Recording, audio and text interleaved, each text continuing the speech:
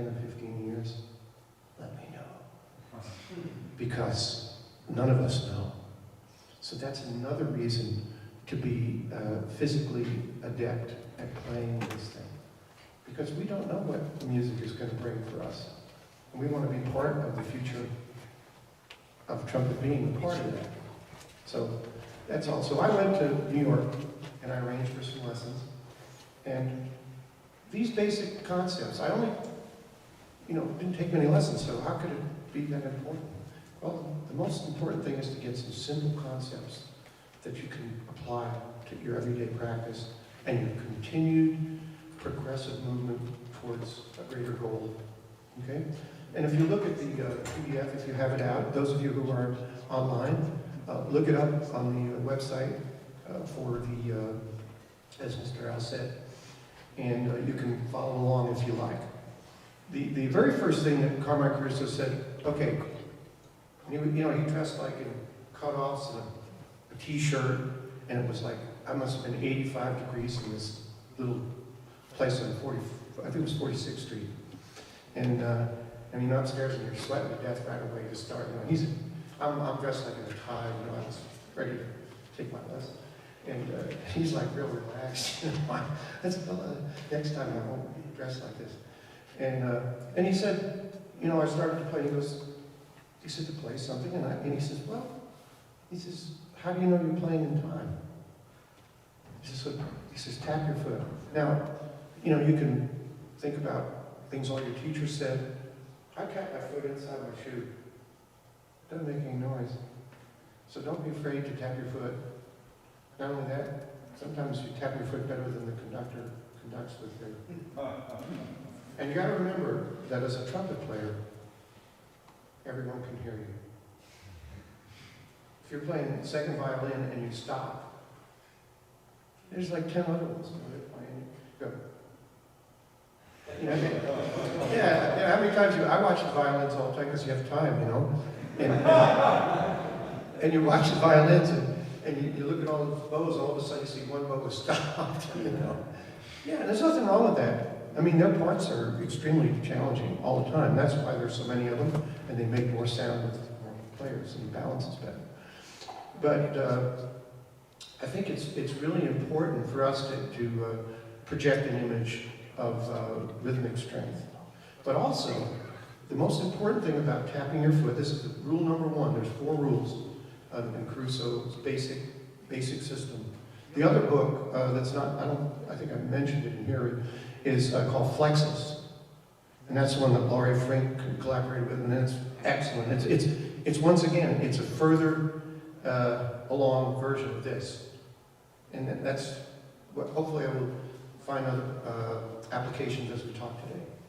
So keeping your foot metronomic, because all of the things that happen when you play physically are coordinated by rhythm. Like for instance, how many people practice their scales 5 beats to the note, to the beat, 5 notes to the beat? That's it. I do maybe once every 2 weeks. I don't do it every day, but I'll take a scale like the harmonic minor scale, and I'll start on the 7th.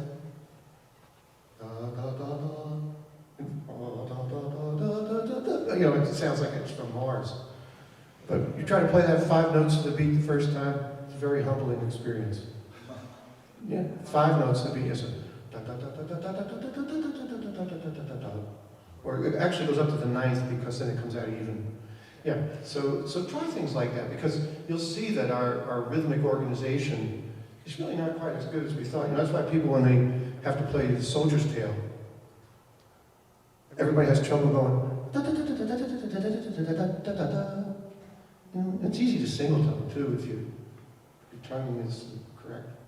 So all these things are determined by rhythm. So that's the number 1, he says there. Now, keep the mouthpiece in contact with the lips throughout each study. Some people disagree with that, but I don't. How many of you played simple hymns at a church? Yeah. You ever notice if you have to play 3 verses in a row, it can get really hard, and you're only playing like in space of an octave. Well, most of the time it's because you haven't had the mouthpiece on your lip that long ever. Everybody's stopping all the time, and that's good if you just want to stay fresh. And that's one of the things Chris Gecker says, and it's great. I use that every day. Play fresh. So in other words, do as little damage as possible every day. Every time you pick up the trumpet, if you're damaging yourself and you're digging yourself into a hole, but if you actually use muscular strength to play, just to have the mouthpiece resting. We were talking a little bit about this last night. So if you take the mouthpiece, right, and I'll sit here and do this, and I take the mouthpiece and you take it, and then instead of, if I took my fist now and hit this place really hard a few times, it would really not feel good. You know, okay, but if you flex the muscle just a little bit, right? You can take the mouthpiece, and then also you can sense when you have to firm it up a little more. So you're always counteracting the pressure. See, with your sensitivity to where the mouthpiece is. If the lips are loose when you're playing low C, then when you try to go high, what happens? You grab, and of course that's pretty inaccurate because it's guessing. And guessing, we get pretty good at guessing, but it's not like baseball when you, like Ted Williams, and you hit 409 or 401 or whatever it is, and you have the highest average ever. But you get kicked out of trumpet playing for having a 400 batting average. So you don't want to be, you want to be doing something that's much more accurate than that. And Ted Williams is the greatest. So basically, that's what he means, I believe, with that. You can read through this, because I'm not going to go over this, but I'm going to get you into playing some, because I want you to just talk you through some of these things. See, and you keep the embouchure set, and it's on the next page. Keep the blow steady. Now this is all very, these are all very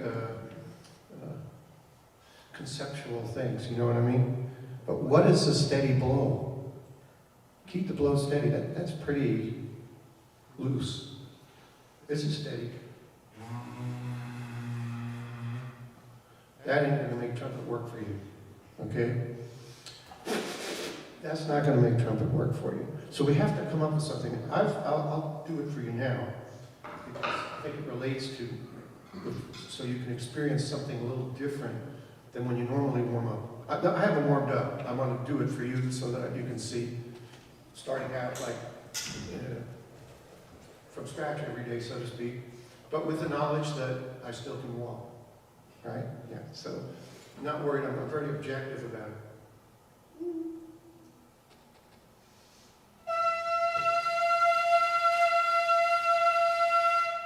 Okay, that's the only note I play all day.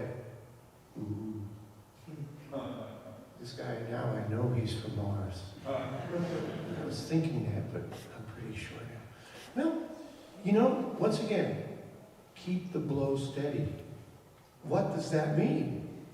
Does that mean go?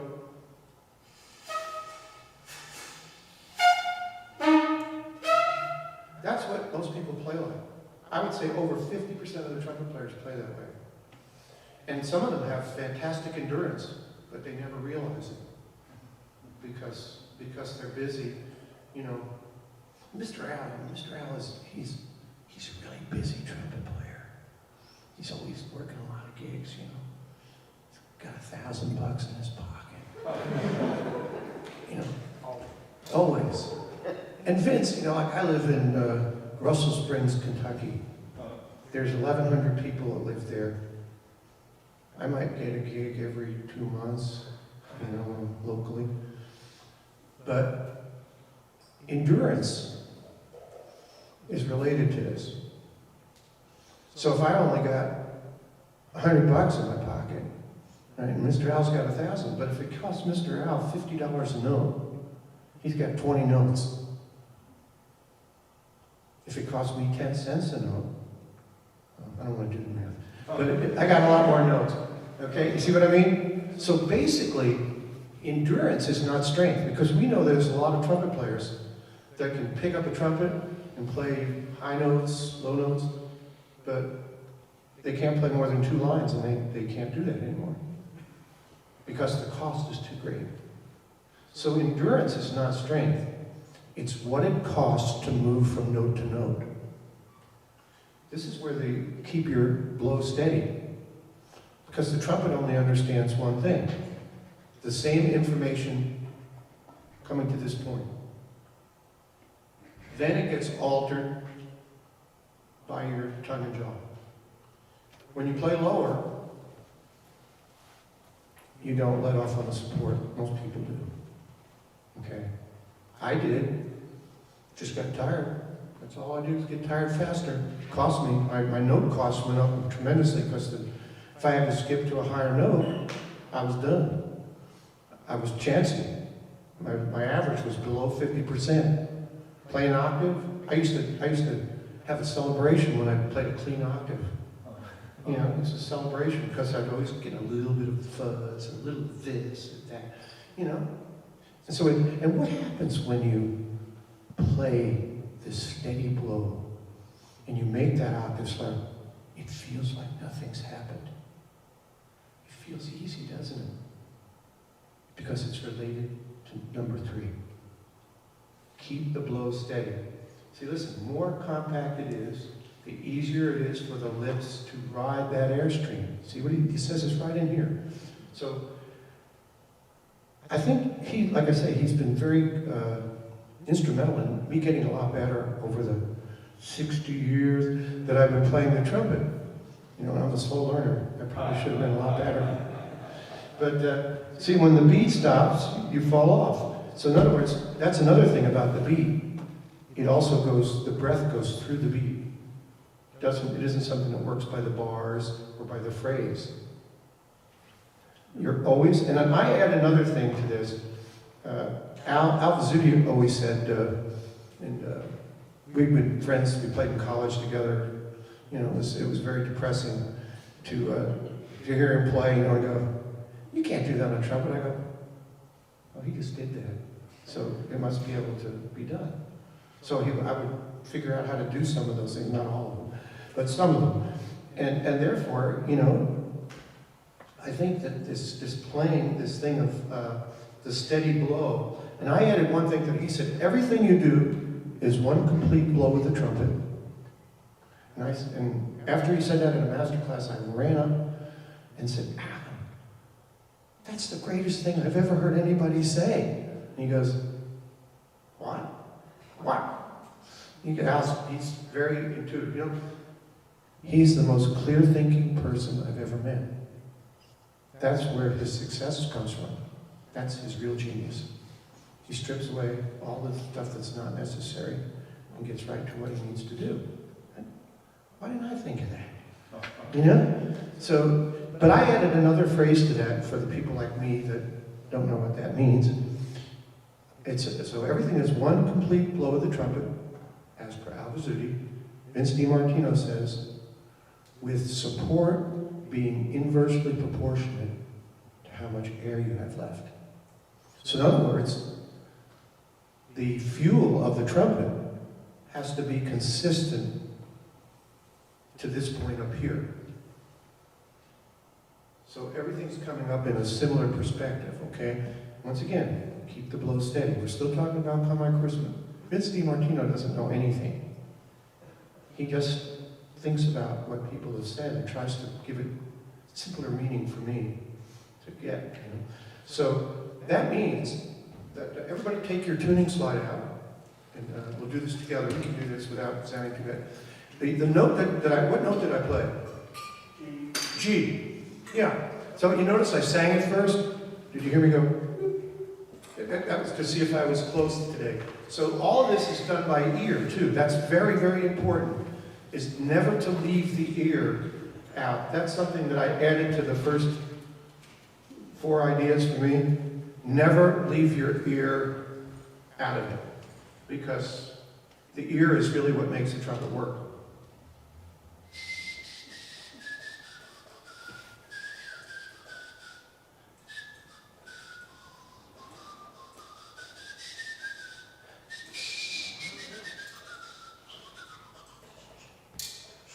See what I mean?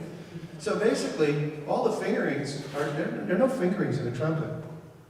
There's just connecting 7 different trumpets together. So don't worry about any of the fingerings. Now, I have things I practiced for that, but...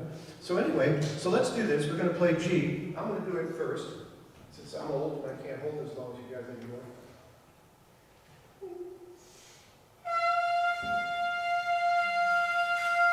And what I'm trying to do there is I'm trying to get the purest... Also, Al said, don't play a big mouthpiece. It's stupid. Don't play a small mouthpiece. It's stupid. Then he said the most important thing. Play with the smallest aperture here that you can. So if you find like you're running out of air all the time, and you're getting lower and lower all the time, right?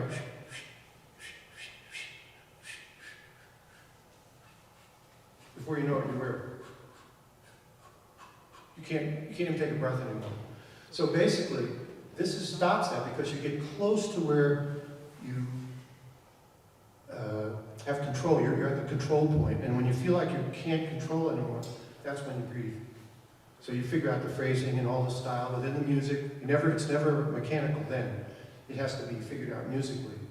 Because I mentioned last night in the clinic about the Canon Sonata. Right? When you play the Canon Sonata, usually you hear da da da da da da da da da da da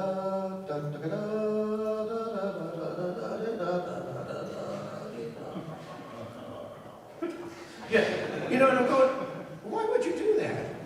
So what I do is I go da da da da da da da da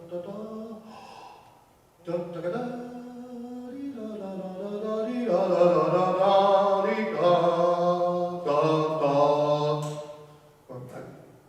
C trumpet. Oh, okay.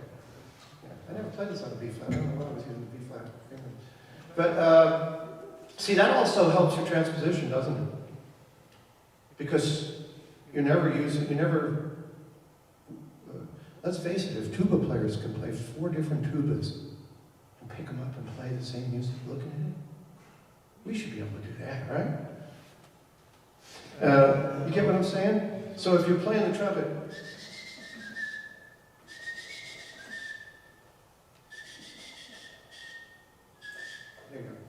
Yeah, so that was B flat, C, and D trumpet. Same pitch, different fingerings. Yeah, so practice that. If you want to practice your transposition and get really good, because sometimes you show up at a gig and you gotta transpose stuff, and you want to get through it. Anyway, now the thing we're going to do next is let's try to play this G on top of that. Okay, everybody, sing that note.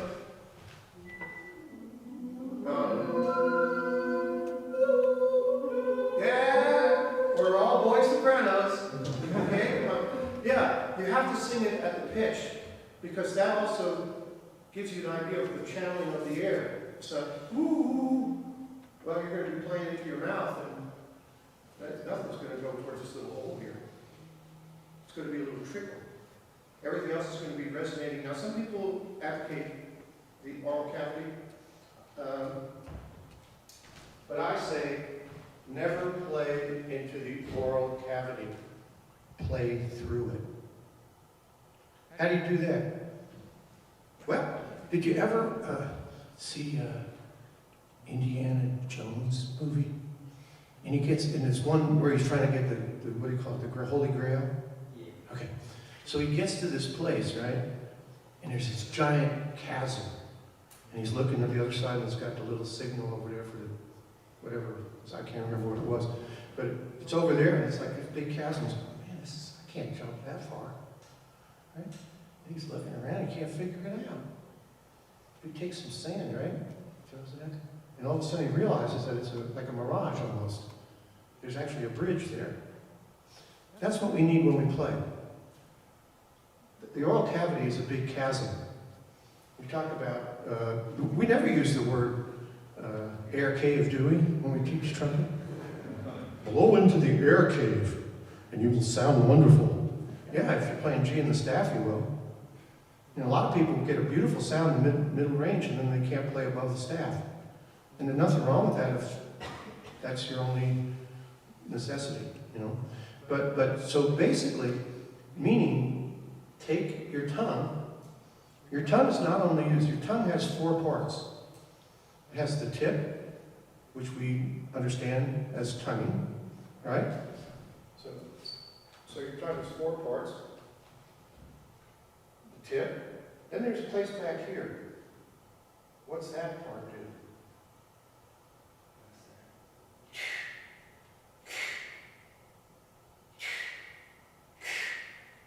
What is that? Yes.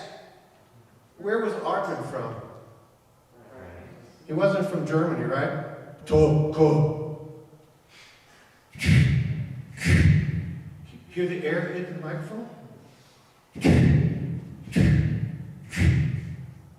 No. Ka. That's why your double tonguing doesn't work if you have trouble double tonguing, especially above the staff. You can't do it. It's impossible if you do that. But Arbin was French. I don't even think he was talking about the syllable. I think he was talking about the air, because there's no such thing as a low U in French. It's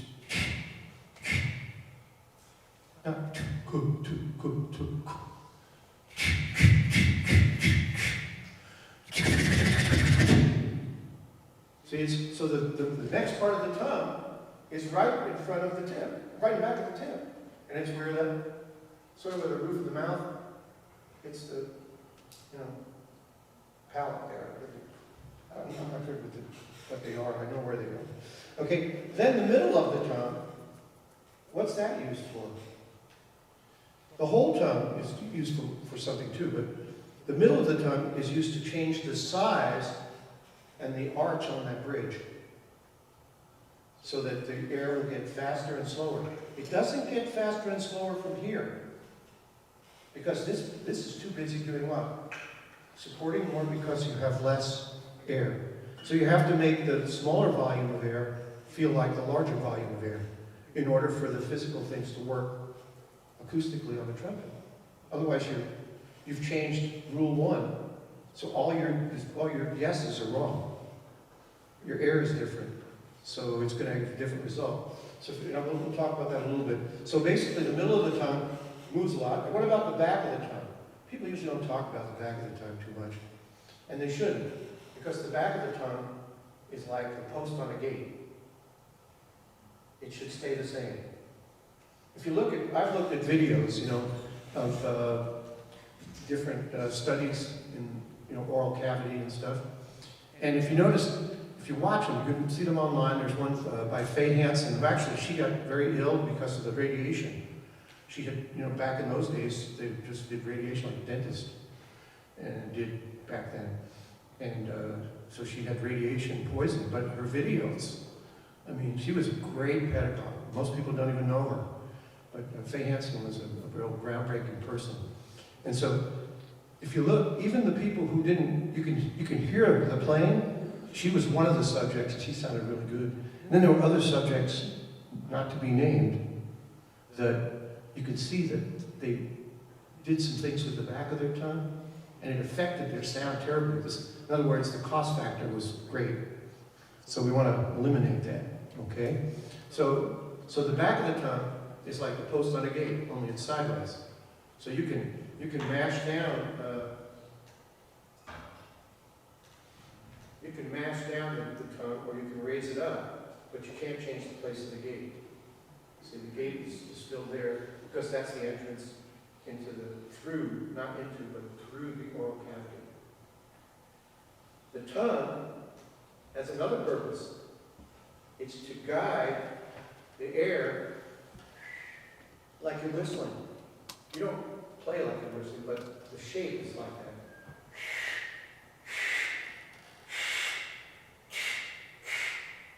There was the K, the second one, right? The trumpet can't distinguish the difference between, can only distinguish the difference in the air. So that's why most people have trouble getting the K to sound like the T. Because I practice K pencil, I practice scales, so that I'm really staying on making sure it's in the right place. Of course, all this stuff is depressing sometimes when you practice it, because, let's face it, like I'm a cement head. I forget like in 2 days. So basically I gotta go back and I try a little bit of, and it depends on what you're playing, right? So now, let's go and play the G and the staff. Can you remember the note? Up here you sing the note. Yeah, we get close. See, this is really important because that's how the trumpet works. When you're in an ensemble, it's great when you're not the first person that has to play. Because then you can get the note every time. From based on what notes they're playing. So you can always, so I'm always paying attention, to that stuff. You just can't go, oh, I was a little high. I was a little low that time. Yeah, so your body is an unbelievable mind part of your body. It can put things together. You can see people like savants, right? They hear somebody play something, they sit down at the piano and play it. That's a way off version of what we're talking about. But they probably grew up thinking that way for some reason. So it's good to think about, can you develop your mind and body to do these things, to take the pressure off them. Chopping wood, you know what I mean? You got to chop wood for a long time some days. So you got to figure out the technique that's going to make it easy and make your playing easier and give you more parameters to use. So let's play the note now. Ready? Tuning slide out. Ready? Everybody. And everybody has to play this note in tune. If you're flat, your tongue is too low. Okay? Think about that sound. Because then it's going directly towards the whole mouthpiece. Ready? Here we go.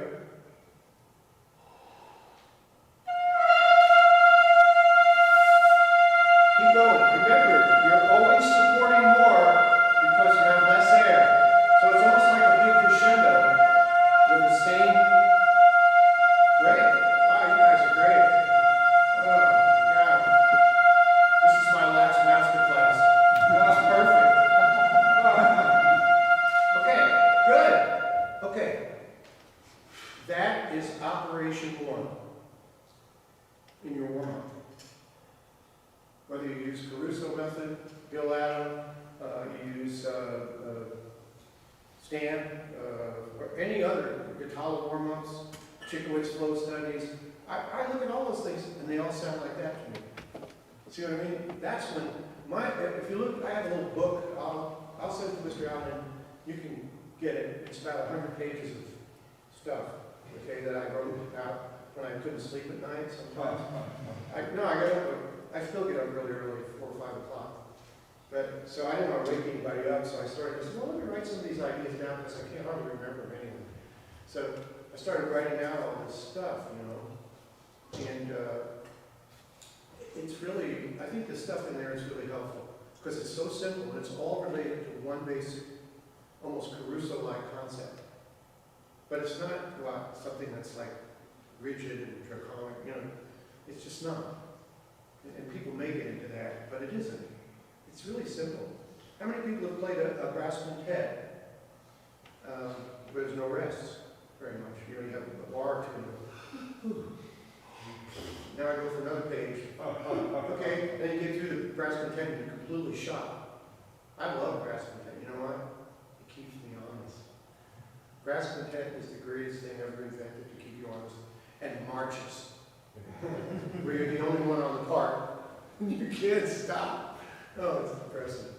That's why, we were talking about that with Army auditions and military band auditions. Almost always the Washington Graves is on there. Every other one, you ever played Washington Grave March? It is depressing. Because it is so challenging. So all of the things, I think some people, when you look at the end point to start every day. What are my goals? I want to be able to play the Washington Graves. I want to be able to play the lead trumpet part in Once Around. I want to be able to play the Fisher Tall Trumpet Concerto. I want to be able to do this. Okay, well, what are you doing working towards that goal?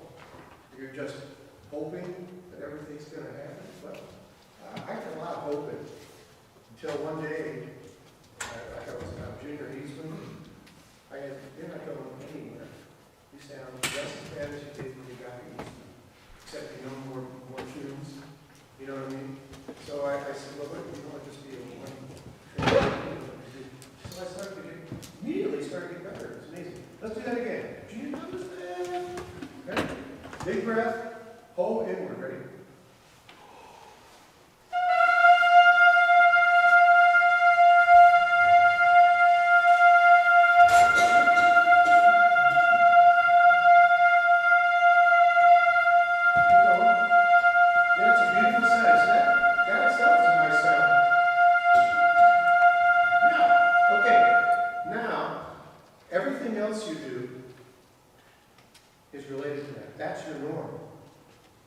That's the fuel. The fuel system is not music.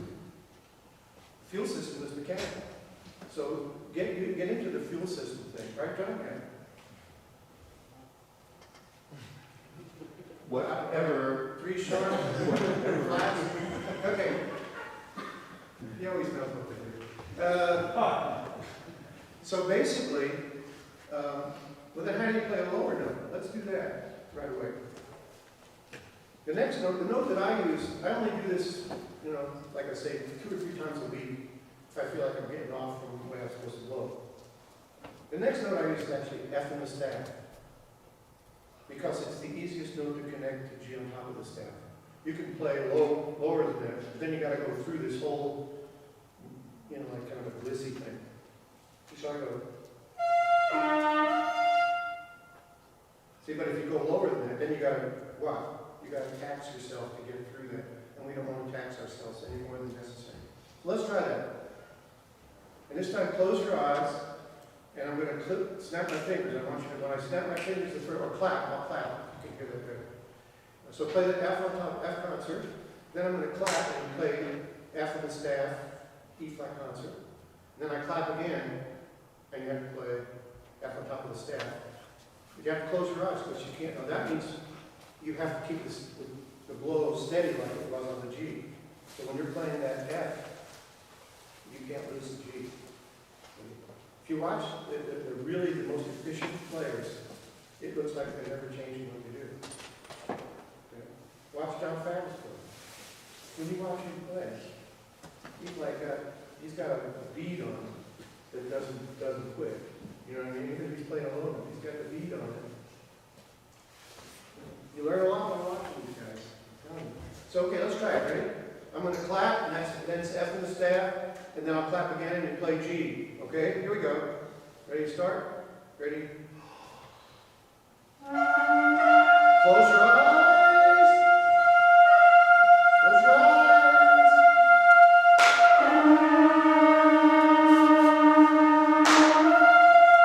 Okay, good. Now, how many felt like that for the top note? A little bit. You did a little. Yeah, a little bit. But see, so in other words, that's cost factor. It's like a swerving car. Eventually, you're going to start spinning, So basically, when I'm warming up, I'm trying to avoid all of that. Because I can say I'm the biggest cement head in the world. I have to do this every few days to make sure I'm on. Okay? So there. Okay, now let's look at the Caruso exercise on the next page, which really is nothing earth-shattering at all. It really makes a lot of sense compared to what we've been talking about. So I've really kind of gone pre-Caruso to give you some ideas about how to think about this rather than just play these exercises, because they're not going to do much good unless you have a concept that you continually can improve upon. And I mean, I live in a small town, like I said, just over 1,000 people in Kentucky, and I have nowhere to go except to the trash man. So I got to come up with some ideas. So now let's look. What do you decide it is? How many times have I done that? Okay. Not today. Okay, so basically, the Caruso system, he says, first breath attack. Now, what breath are we going to use? Somebody tell me, based on what we've talked about already. We're going to use the top G's on G and staff. In the book that I'm going to send you all, I start like on G and staff, and I don't necessarily do Caruso all the time. But when I'm playing that G in the staff, I'm thinking about G on top of the staff, high G, which is about as high as I can play anymore, and low G. And if that G doesn't relate to those three others, what's the use of playing? You're just going to create a swerving car to start. You know what I mean? So this, you got to start. So if you're playing G in the staff, you're going,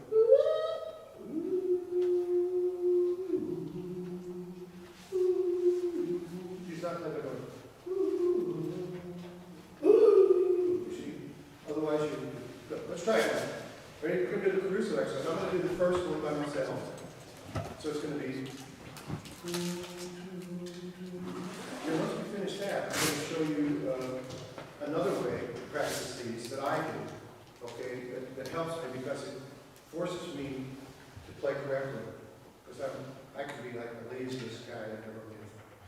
Matter of fact, I have more sloth potential than anybody in the world. So I have to force myself to do things that are going to keep me on the straight and narrow. So here it goes. So I'm going to do it first. And don't worry about it. If you need to, don't worry about what you sound like at first. That sounds like heresy to say that because everybody says the opposite. But it's not. You'll get a good sound within a few tries. I mean, you're going to get the sound. You're going to be working towards what? The sound that's in your head. And that's the sound you're going to get no matter if you put the trumpet in your nose. You're still going to get it. You're going to eventually work towards that sound. So I'm going to do it. Now I'm that way.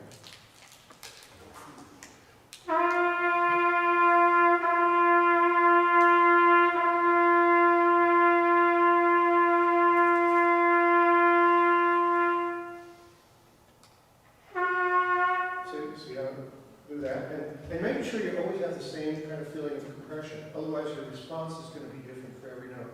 So you're trying to develop this relationship that gives you what? C word. What? That could be one. It's something that has to do with you personally. Confidence. Confidence is extraordinarily important in playing. If you're playing the piano, you know that notes.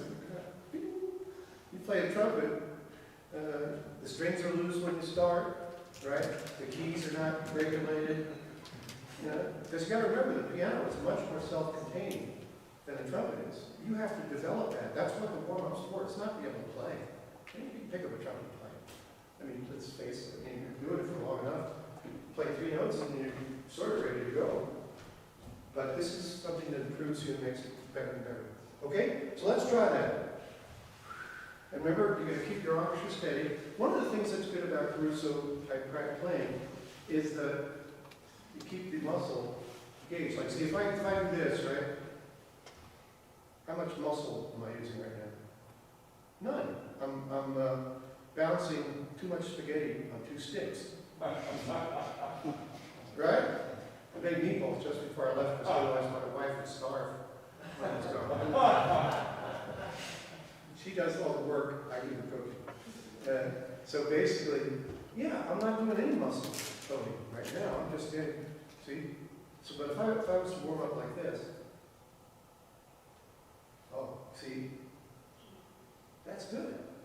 Because I'm managing, and I'm also having what? A better, closer relationship with the air and everything, balance, right? So instead of playing like this, I'm playing more into the sound. That engages your muscles more. The only action in trumpet playing is what? Air. That could be the only action, because it's the thing that runs it. Everything else we do is a reaction.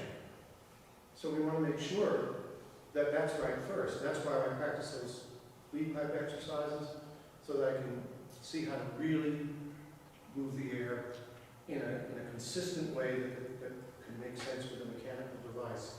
Okay? So let's try it. And then when you play the note, I'll cut you off, and I'll count to 4, and then take another slow breath in. You can let it out if you want. I let it out. And then I breathe in again. But I don't loosen the orchestra. I make believe I'm playing Russian pen. And I gotta play, the whole piece. Okay? Because then it's a controlled situation, right? It's not you're not killing yourself, you're playing G in the staff. But you need to develop the machine that's what? Any note. Your embouchure, that's a really kind of a nebulous word, right? It's a French word. Everybody says it's your lips or something. That's really not your lips. I mean, you ever watch people play? I play off the side, okay? Some people play down here. Some people have bent mouthpieces and they play. They all sound great, you know? So it can't be that your embouchure is the perfect placement or something. I mean, I know Roger Poisson played here. I know people that I can see their teeth when they play. They sound great. Who am I to say what the embouchure? But if you define the embouchure as something less visual, your embouchure is your ability to play any note, at any dynamic, at any speed, at any time. And then goes back to what we started talking about, isn't it? It really is so that simple. Now, it could be you're playing Les piano. I heard John Faddis do Les piano with a quartet, and it was the most. I still have a video. Did I send you this video? I'll send it to you. Oh, it's a good one. You did it, and it was just the most amazing, most efficient, fantastic playing I've ever heard. And if you watch him, you can see that he was executing everything in a way that he understood, and he repeated over and over again. And then he asked somebody how old they were, and they said they were 77, and he went, wow. He played 77 IS. Okay? Okay, but you see what I'm talking about? You gotta get something from that. Not that just you need to play something. Well, why could he play that many IS? Why could he play Les piano, which is one of the hardest pieces? It was written by Lalo Schifrin for Dizzy. And you want to play it up too? When I showed up at the rehearsal, I did it once. I got through it, and that was enough. But all the changes are in concert pitch because Dizzy read concert changes. So I showed up and I started playing the changes, and I went, uh-oh, this is in a different key than I'm playing. And yeah, you play. I didn't know that. You know, I was a senior in college, but I found out real quick.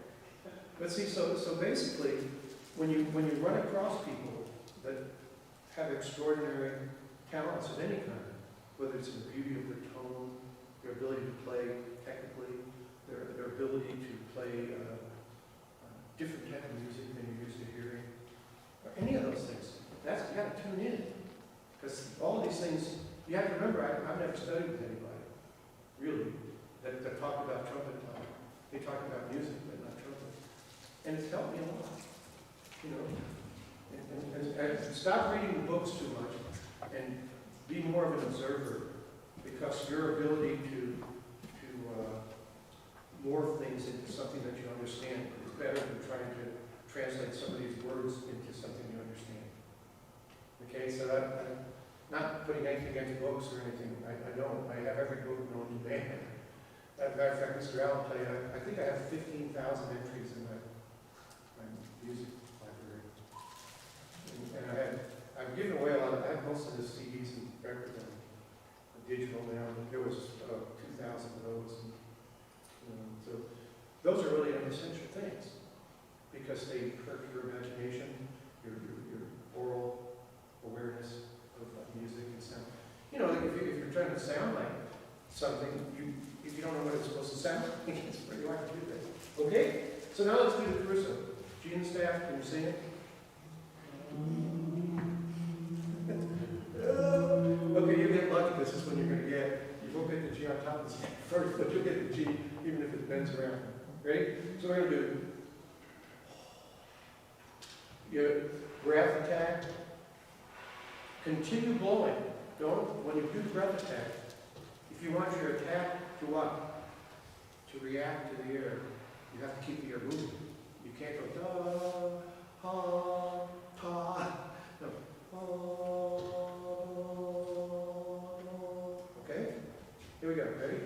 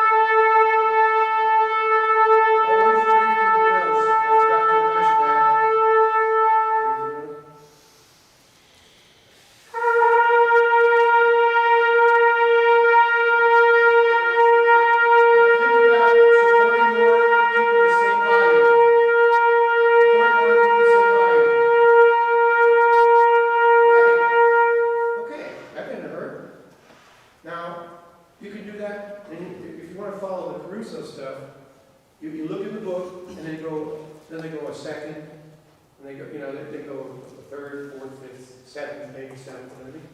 And if you look at the Charles Colin Lip Flexibilities book, it does that too, but it doesn't explain it the same way, you know.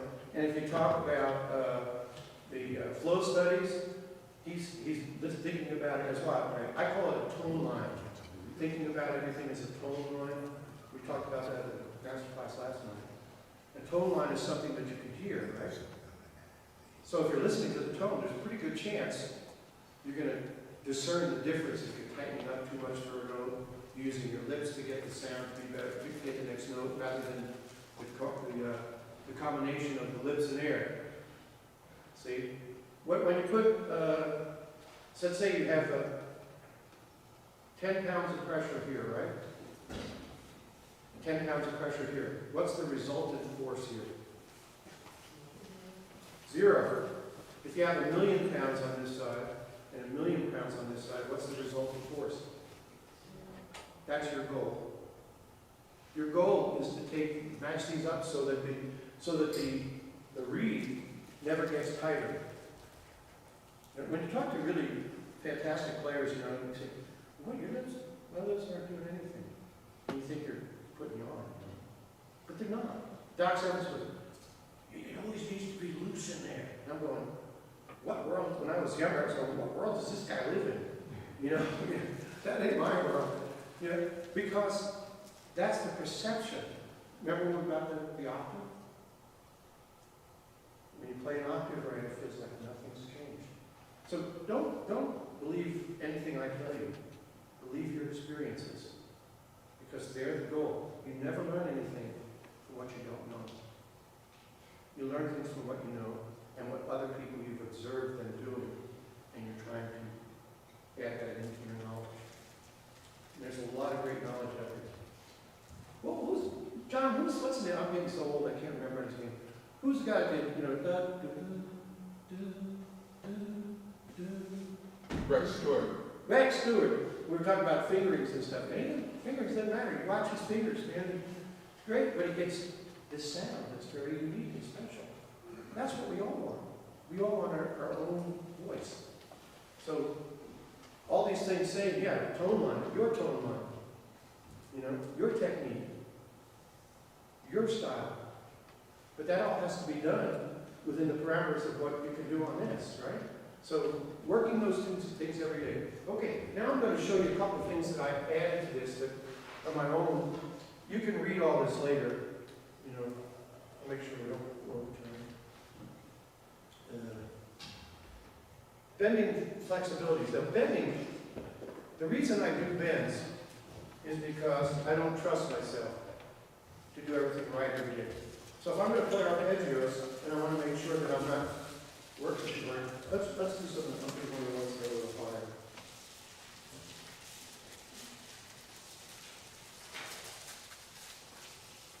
Yeah, I'll start like on G. They're all slurs. Now when I slur for the top note, I'm going to finger it a half step higher. So I'm going to go.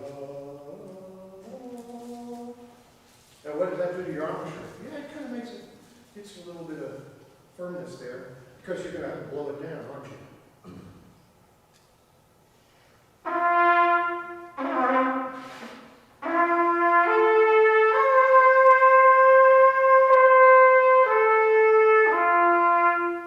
Did you notice that the top note sounded almost as good as playing a regular finger?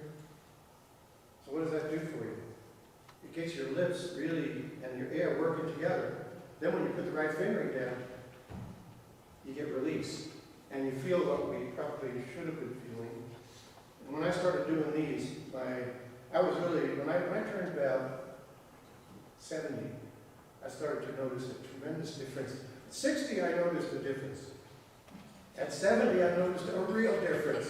So I started trying to figure out, well, what can I do? I can't counteract aging, but maybe if I'm more and more efficient in how I play, I can stay at least a decent level, you know. That's great. It's been tremendous because it's given me more knowledge to share, and hopefully you start doing these things younger. That means you feel better longer than I did. You know, so that's what we're working on. So these exercises, let's try that one. Okay? So we're going to do G, B, D, and then just go down to D. And make sure your D is in tune with the second valve, or it ain't going to work. Right?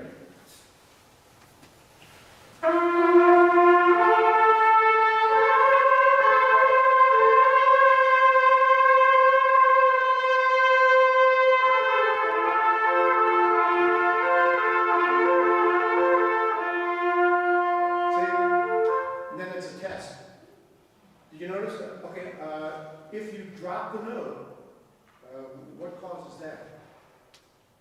Your air compression or speed was too low. Now, there could be a lot of reasons for that, like especially if you open your lips up, you'll drop to the funny note, whatever comes out of your voice. See what I mean? So you have to really make sure you're zeroed in on the air. Then when you're going to find a tremendous sense of what? You got more money in your pocket. All right? That's what's important. You got more money in your pocket to be able to play longer because you're more efficient. Now I'll try some of the ones that I have trouble doing.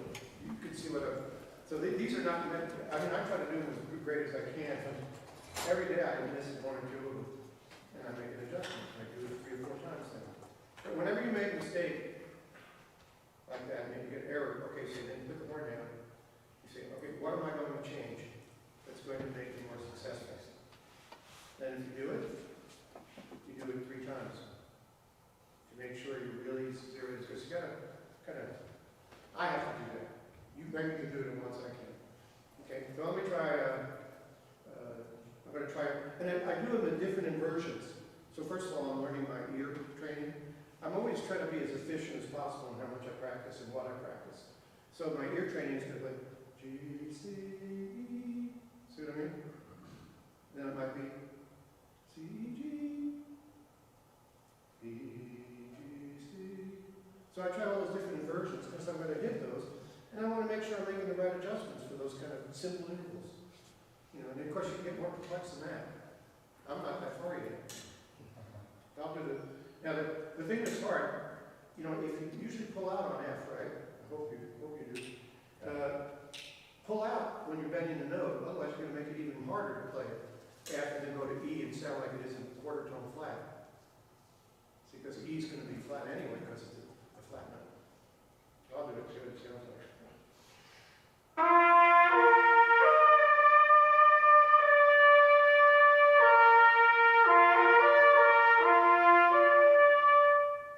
See, you notice that once again, the G and the E are the same. You bypass the C altogether because you've done it that bending way, I think. Okay, let's try it. Let's try that one. So it's going to be C, G, C. Ready? Here we go.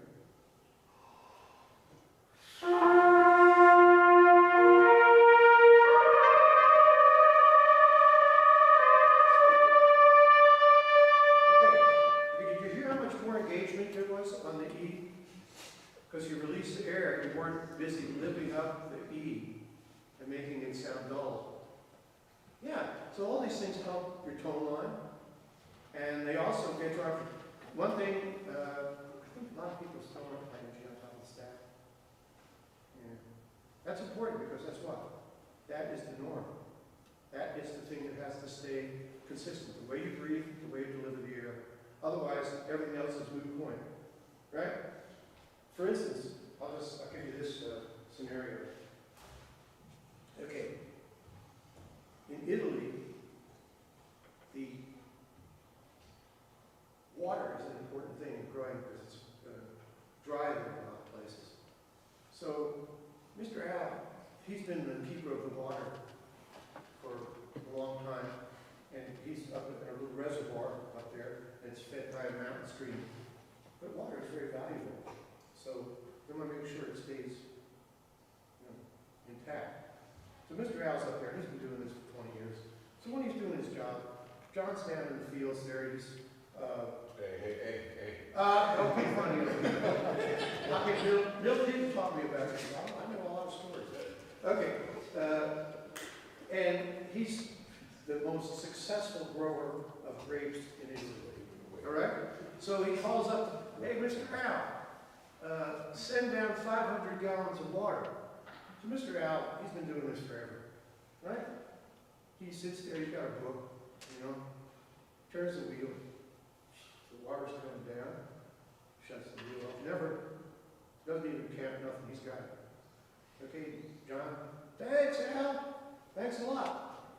So this goes on for a couple of weeks, and then Vince, the bad boy, comes. Actually, I should be the guy growing. The bad boy should be, yeah, that's right, the bad boy. Don't call me boy. I'm the grower. John's the bad boy. So John decides behind a bush, about 25 yards from where Mr. Al is, he installs his own little wheel. See? So I call down and say, Mr. Al, send me down 500 more gallons. Okay.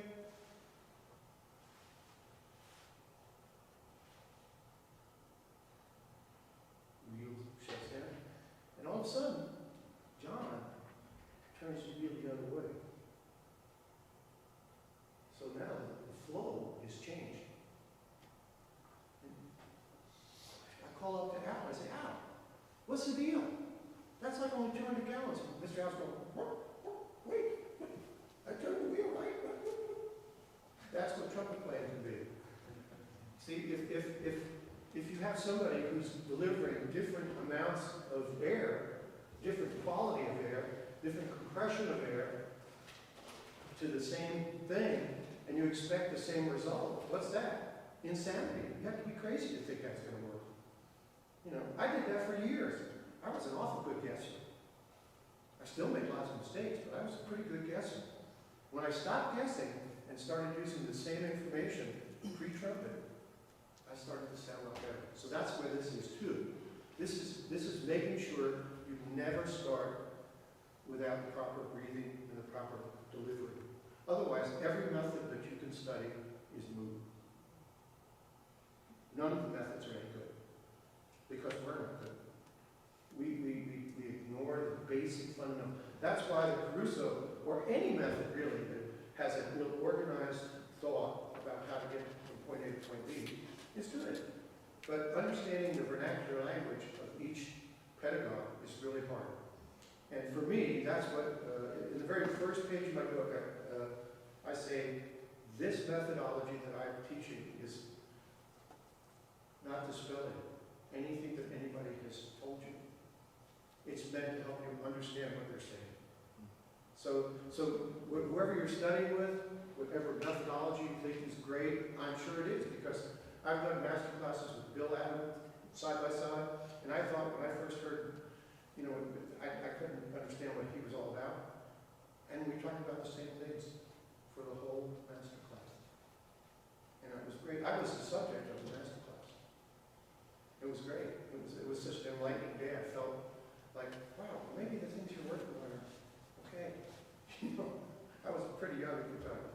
So I think that's a really good way to think about all the contacts you have with people. Don't be afraid to watch videos. Today, man, I watch these videos and go, yeah, that's a great way to say that. You know, I'll write that down. I give people credit for it, usually if I can remember.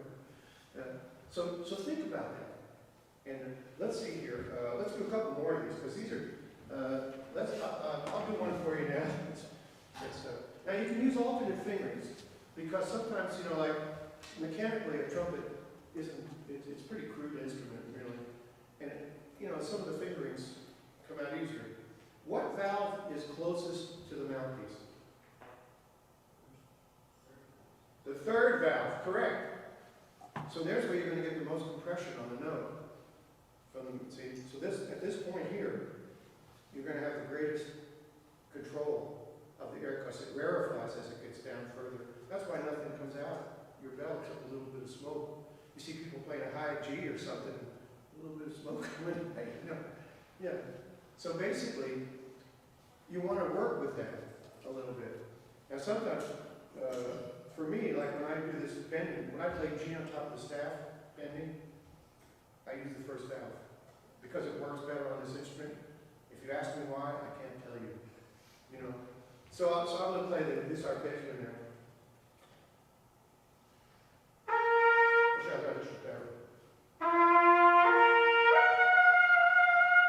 It gets harder when you get to big scale.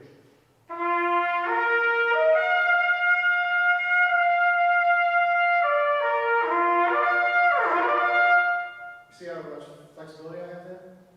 Because all I'm doing is playing with a really consistent airstream, and I'm dropping my jaw, I'm learning the positions that go with that specific airstream that is repetitive.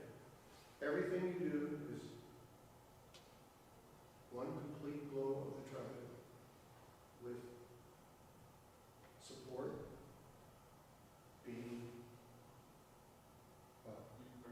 inversely with how much air you have. Support is more when you have less air. If you take a balloon, right? Okay. We did this last time.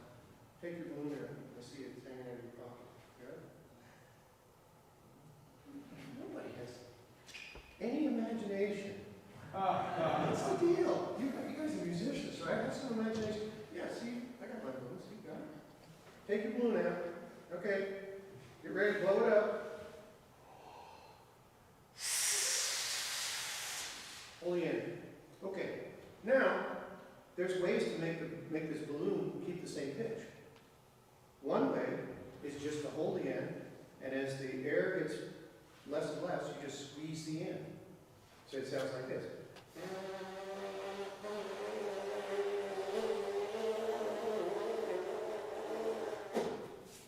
And we don't want that. So in this setup, this mechanical setup, right, you have two arms, two hands, fingers, and a balloon that's blown up. What can we do that will stop this from interacting? Mechanical setup, two arms. Yeah, that's support. See, it doesn't matter. You can talk about your lungs all you want. Your diaphragm. How many people can control their diaphragm? Nobody. It's an involuntary muscle. You can find ways to make your diaphragm work, but you cannot move your diaphragm. So don't be worried about that. Worry about filling up your lungs, and then the diaphragm moves down because there's a certain amount of space in there, and if you fill up part of it with air, that space has to expand. Then, if you firm up the least amount, you have your arms. Right from note one, not from when you start to feel like you need to support. Otherwise, you don't have control. Otherwise, it's this. See what I mean? Yeah, then you're going to get an undesirable result in your music, unless your music says to do that, which you're very lucky in. Yeah. But yeah, because that's what, like, you know, you go into a recording or a rehearsal of any kind, in 9 times out of 10, you haven't seen the music, you don't even know what you're playing. You got to go in there and you have to execute it, or be executed. Right? Yeah. Lou Soloff used to say, you know, somebody asked him about playing in a recording session, he said, well, I'm either bored to death or scared to death. Because you go in there, and you know, it could be whole notes for like a page, and there's like 5 here, 4 there, and you're done. Or you go in there, and it's like, you have to do the job, the ballet they used to play all the time. You go in there, and it was like Duke Ellington, The River. Yeah, Alvin Ailey. Which one? Alvin Ailey. Yeah, Alvin Ailey, the American Ballet did that too. And I mean, it could be the most challenging works. And here you are with your B-flat trumpet, you know, you got to do it, you know, you're there. So that's why this is so important. It gives you, once again, everything is to give you more confidence to be yourself and to create music. You know, to write music if you can. You know, I've written a few things, but you know, nothing to really talk about. And a few things that I really feel like there's something there. But, you know, just do that when you can. How many people have a notebook that you keep with ideas? That's great. You should do that. Because sometimes you play something and you go, that's something that came out. So you write it down. Then you can practice it in different keys. You can modify it. You can do all kinds of things. And really, it's only basic ear training. You're not trying to like create licks or something, really. You're trying to free up your mind to come up with ideas. You know, and like I always say about my own jazz playing, I say, I'm like a studio jazz guy. I can play one chorus and I'm fine. If you ask me to do too much, I just do too many other things to actually sound good, you know what I mean? For too long. Volunteer as little information as possible, that's for me. Yeah, so basically, let's try that one, because I want you to feel what that feels like. So G, C, E. So now let's do C, E, G. Yeah, that's wrong. Okay, it's wrong. Okay, ready? C, E, G with first valve. Try first valve first. You can try that, but it's really hard to get it with that. I'll tell you in most points. Ready? Here we go.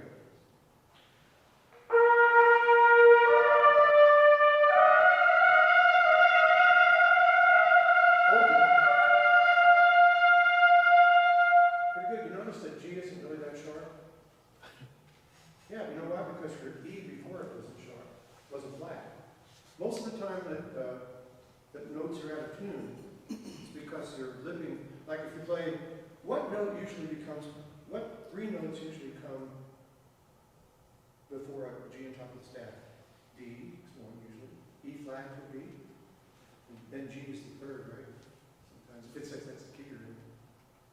Sometimes C, which usually we're pretty successful at that one. Why? Because we're not living up C. We're almost living it down, so then when you play your G, you're already in the right position. But if you're living the D up, what do you do to get to the G? That means you have to actually lift the G down, because now you've taken a sharp note and made it sharper by playing the D sharp, or in tune, as the case may be, because it's an active partial. So I had, on one of my trumpets, I actually had what I call an anti-slide made. I took my tuning slide and I marked it where all the open notes felt pretty good. Then I put first valve in for D, and I kept pushing in the tuning slide until D was close. Then I marked that. Then I cut that much off the first valve slide. Then I took one of those old bugle things. The bugles had these little plunger things on it so that the flat notes you could push in. Put that on the first valve slide, and then I had a home position that was where it would come out. So you had a little plunger, and you push that in. And if you play that hard, you'll know exactly what I'm talking about. Because I can play G instead. G, D, G, and the G is like right in the middle. Even though it's still a sharp note, but it's not as sharp as you make it. So all of these kind of bending things actually help you with being able to control those notes and things too. So it's strengthening, it's tuning, it's relationship of intervals, you know, things like that. So all these things, I do this stuff almost every day. It's because just to take the pressure off of, you know, grabbing notes and stuff. So I play much more relaxed. It seems like this would be tightening or something, but it isn't. It's, what is it doing? It's allowing you to get deeper into where the notes really are.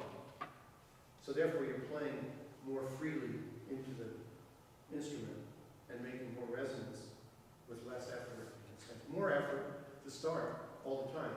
But once again, endurance is what it costs to get from note to note. If notes are all close together in the same perspective, you're not working as hard over the long run. Like runners, long distance runners. You don't ever see them start running fast. You know, it's really amazing what they can do, you know. One of my former students, Pete, he just did a 50-mile thing.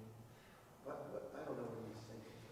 But, yeah, I mean, because you can, it's a challenge to you know, regulate yourself that way. It's, you know, it's almost like mentally. So I think we can take that and apply it to your trumpet playing. And once again, going back to the simplest Caruso exercise, that's a good way to do that. I do another one. So you know, like it doesn't matter if you're this one. I don't worry about the tuning as much as I do the consistency of the embouchure.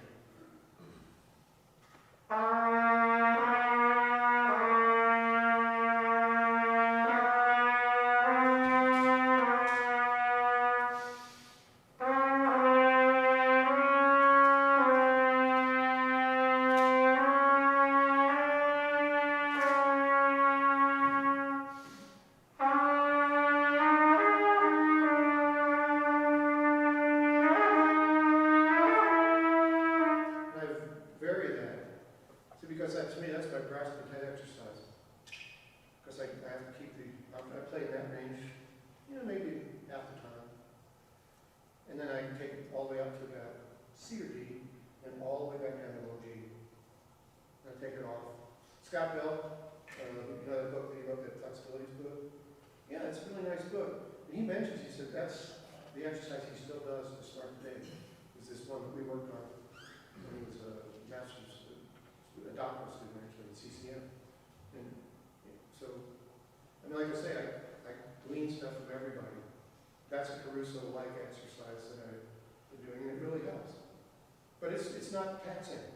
If it's taxing, that means you're not breathing right.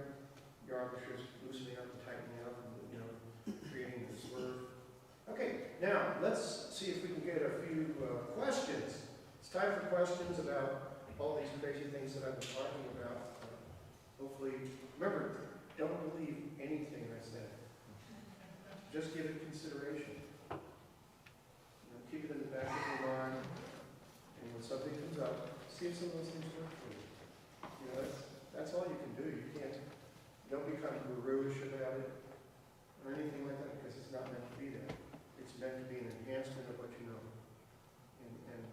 and give you constant reinforcement on a daily basis, which is what we need as a person who spends, all of us spend a lot of time alone in a little room, I change rooms now. I think that it's really, really important to have lots of support. And the support comes from not what one person says, but from what many people say, what you hear. For every hour that you practice, you should listen for at least an hour. Every musician should be an 8-hour job, just like everybody else that works. When you're in college, it's a little harder to do that. And when you're working finally, you got to remember, as a college student, now most of you are college students, you have more time than you'll ever have in your life. Then when you get out of college, you get a job, and you got less hours. Right? You get married, you definitely have less hours. Right? You have kids, you have no hours. You become a bus driver. Right? And et cetera, et cetera. So you've got more hours now, so you have to figure out how to use these hours as best you can, now, and develop habits that you can streamline later. You can make them so that they're less time. But the listening part is essential, because without the history of music, you can't play with anyone. Anybody ever heard the art ensemble in Chicago? Yeah, John has, and it's not as well known anymore as it used to be, unless you're out there every minute checking out stuff. But they didn't really, they used like a basis, an idea, and they would improvise. And it sounded great. It's cool. Because the knowledge of the people in the group is so strong that they could hear everything that's going on. And that's that way in any group. It's a string quartet. It's the same thing, just less people. So think about that. Your flexibility as a musician is always has to be there. It can't be my way or highway. It has to be, and in being flexible and being able to play better physically, it allows you to move into more circles. And what's really cool is you get to find out what you really want to do. If you've never played a brass quintet, for instance, and you don't feel comfortable doing it, you might find out that that's what you really like doing. So I think it's really cool to listen to that stuff. And you never know when you're going to be called to sub for something. Usually it's when I get called to sub, it means not as much as I used to. It's like, I told him, no, I can't play that anymore. But, you know, if it's a really hard piece, like Fisher told Concerto No. 2, you gotta, if somebody gets sick, you gotta be able to just hop over and do it. You know, because you have the confidence in your playing and the past history of doing it. To know that you can, in a couple of days, you know, you can probably get it good enough to do a good job on it. And for me, that's only the reason, I think, when I started, it was the challenge of just being able to play what somebody put in front of me. I said, well, how come I can't play this? And then I find out why. My band director was extremely good at understanding me.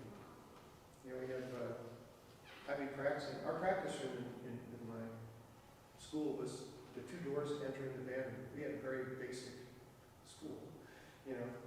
And so I practiced in there, my band director would come in and go, wow, you know, yeah, I've been playing something that really sounded pretty good. You go, let's hear you play that.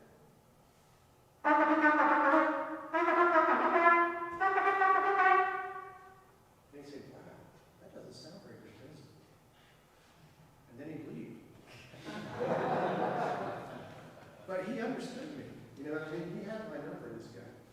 And you know, a couple of weeks later, I come back and I'd be knocking his arm next, just like, wow, you really sound a lot better on it. Let's hear you play this one.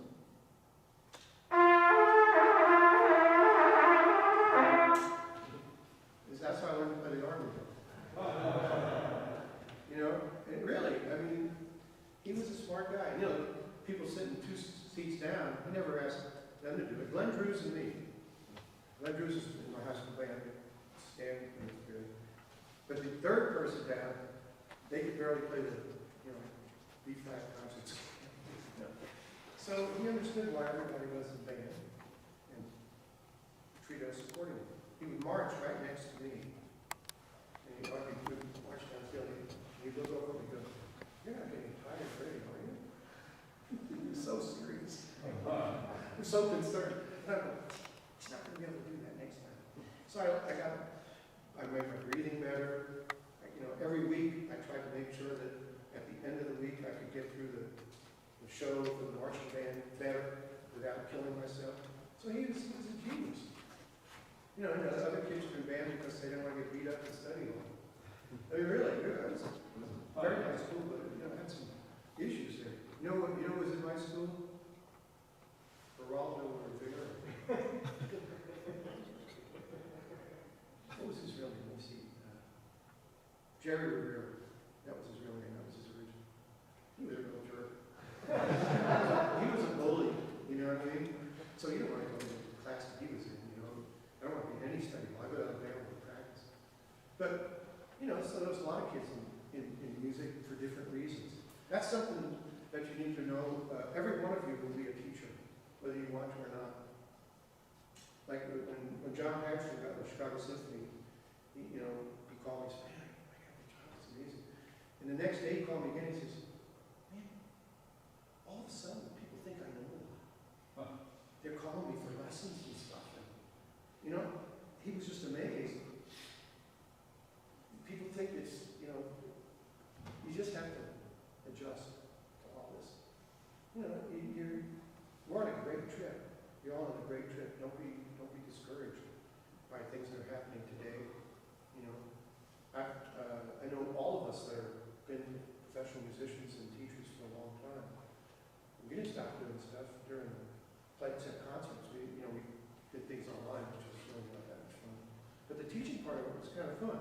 It was a challenge because you had to figure out how to work with people at a distance, and you had to get your sound system together. You know, I bought one of these A10 things, you know, camera setups, triple camera setup. And so I'm going to start making little videos about like watching people play. I got to have different people play so you can see what they're doing and hear what they're doing. Of course, most important. So I think you come into different things, and you'll morph into different things. The more you're involved in different types of music. Go to the opera. You know, I've only been to a few operas because I usually can't get there. You know, but the operas I've been to have been life-changing. played Aida one time. Yeah, the elephants, huh? I'll tell you that. We had elephants in Rochester at the, what was the name of that park? Highland Bowl? Highland? Yeah. Yeah. And when they get into the park, and they kept the elephants right next to the orchestra. It was awful. but the opera was great, the singing was great, everything. And the rodeo is the same thing. How many people have played rodeo?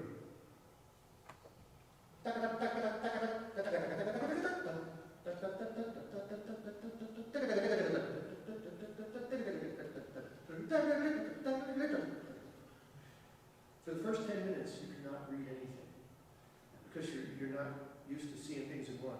1, 2, 1, 2, 1, 2. It was amazing. But and the guy that did the rodeo knew that I hated screwing up. And every time I mess up something, he goes. He played all the cornet parts on the saxophone, and he never missed a note. He don't tell you, it sounded horrible, but he never missed a note, and it was fun. You know, I mean, it was challenging. And I used to take all my freshman trumpet students to the rodeo, to the rehearsal. And they sat right back in the first row of chairs because the band was always up against them. You know, and they'd look at the music and you could tell they were just freaked out because you just don't see anything like that. Once a year, I'd see it. It'd take me 15 minutes before I could play, figure out a way to deal with it. Because your eye motion, that's an issue. Now, how about a question or two? You gotta ask questions. Yeah. I wanted to hear a little bit more about efficiency in practice. Say you only have half an hour, 45 minutes. How do you feel like you can grant something? Well, it depends on what you're going to do. You know, I mean, like if you're going to be playing the second movement of the Stravinsky Octet, you're going to want to learn to play soft, quiet intervals. See what I mean? So you want to get ready for that. You know, the basic warm-up is, play that, get your air correct. And that should bring you to the generally right place to do anything. And then, also, if you're an orchestra player, most orchestra players that I know, like Tom Hooten and Phil Smith, all those people, I always ask questions when I read it. Yeah. Oh yeah, he says, when I practice, when we're playing Mahler, he says, I'm practicing Mozart. Yeah. When we're playing, Mozart and stuff like that, he says, we're only playing a little bit, so I'm practicing my Mahler and Strauss and, all the excerpts that you want to keep your body and your trumpet playing on an even. Because their job is, once again, it's different than a person who plays in a jazz quintet. Okay, that has a more specific, but the orchestra, you have to be ready to play this wide variety of music. You're going to play a Mozart piano concerto in the end of the first half, let's say, and the second half you're going to go back and play the Song of the Nightingale. See what I mean? So they're always doing that. So and the orchestra player really has a great advantage because their whole schedule almost is printed for the whole year. So you can look and see how you want the schedule to pan out. But if you're a freelancer, you don't have that. Or even if you're, John's a guest soloist, he usually plays what you want to play, right? Most of the time? No comment. Talking to you anymore. Yeah, no, we don't play anymore, that's right. Yeah, like if you go and you're asked to come and play with a big band, let's say, you're hired to play a lead trumpet, well, we know that there's a certain parameter to that. If you know the music of that band, you're going to know how to prepare for that, but not in a day. It's going to be a longer period than that, or unless you're already ready. So I think it's a hard. That's why things like this to me are important, because they're generalities that focus your playing as a whole, and hopefully over a period of time, you're more. You watch those people who do all the exercise and stuff.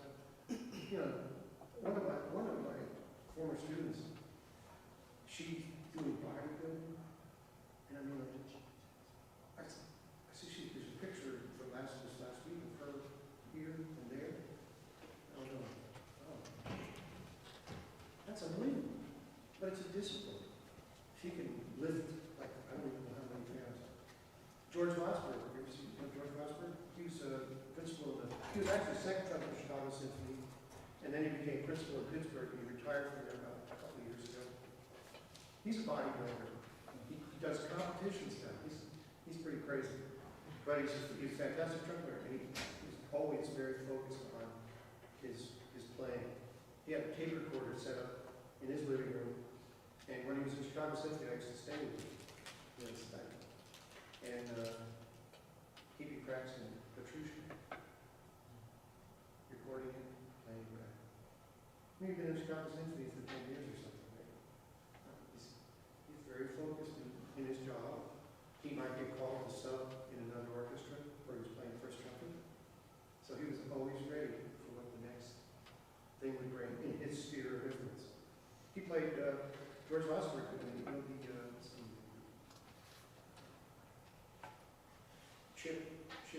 Chip Davis, Mandarin Steamboat. It's not too much popular anymore. But when they first came out and did the Christmas album, George Vosberg played first trumpet. They have like ridiculous piccolo trumpet, high A's and stuff. And he was great. This one did, you know, in Chicago. And commercials, there's one of those Black and Decker commercials. He played the flight of the bumblebee. The guy's doing the drill. This is great. Yeah, but he could do it right on the spot. See, because he could. So once again, it's, you know, I think for me, when I was in the most performing, my best performing space, you know, I mean, I don't do as much anymore, but I felt like that's what my job was, to be ready to play whatever was there, you know. And that drove me to practice certain types of things all the time. And the little method book that I have is like that. So, like, you know, once again, you know, like you can practice Clark studies and stuff like that, and that's great, but, you know, like if you're a jazz player, you're not going to be playing Clark studies. Now, you might be playing things that use the ear training. Like, I do an exercise that is what I call a modal development kind of thing. You know,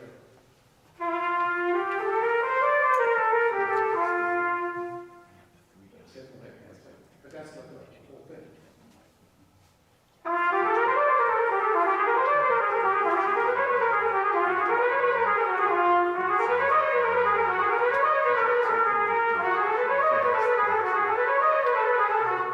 So, I mean, so that you're learning the sound things. So when somebody plunks down a chord on the piano, you turn it into something linear. See, so if you have to learn it, then your ear is up to the task.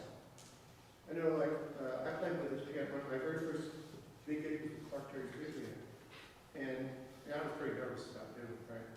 So, the piano player that was supposed to play was Bobby Timmons. And he was rather ill at the time, you know, it was like 1972. He was pretty ill, and he actually we were like one gig into the tour in Europe, and he just had to go back to New York.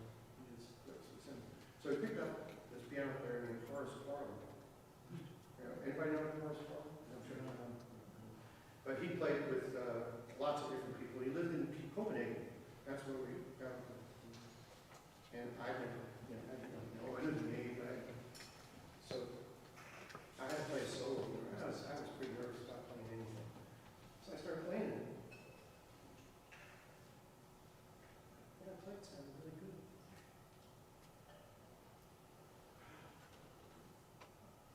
This guy, he could hear anything. And he had one hand that was like, it was had like the fingers were bent. Deformed. Yeah, and it was his right hand. And he could do anything. He could hear anything play. In his left hand, he could do some solos. And that's how I learned to play, by listening to him. And then I started listening to every piano player. And lo and behold, I should have been doing that forever. You know? But he was so intriguing. So the sound element and the style element become so important when you play in a group.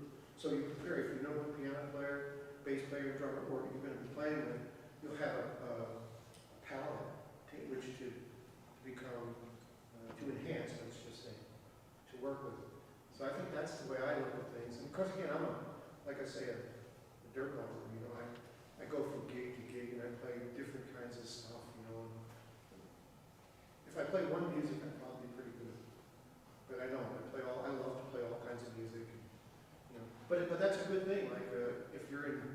let's say you're in New York, right? And you become like Caleb Hudson, okay? Anybody know where Caleb Hudson is from? Kentucky. Lexington, Kentucky. And he studied with one of my students. And Caleb, he started out just playing classical trumpet. He can play, styles, but he also played baroque trumpet. He played the brass quintet. He did all these gigs in New York. So when the regular gigs weren't there, he was playing baroque trumpet gigs. And then he got the Canadian Brass Corps. Now he's at North Texas. And it's true of any musician. That the more parameters you have, the more chances you have to play. And I think that's important. Today, I think it's essential. There's so little of every kind of music. But if you're only playing one kind of music, you could be playing once a month. And that's pretty challenging economically. So I think, it's better, and it's enjoyable to play, to be different characters, After a while, you don't want to play the same character in the same, opera all the time. I don't get, a lot of people do that and make a lot of money doing it. But, I'd rather just see what I can do, put on a different costume, play a different game. It's very fun. How about another question? Yeah. How would you recommend dealing with an embouchure that you thought the aperture was way too open? You talked about altitude and smallness.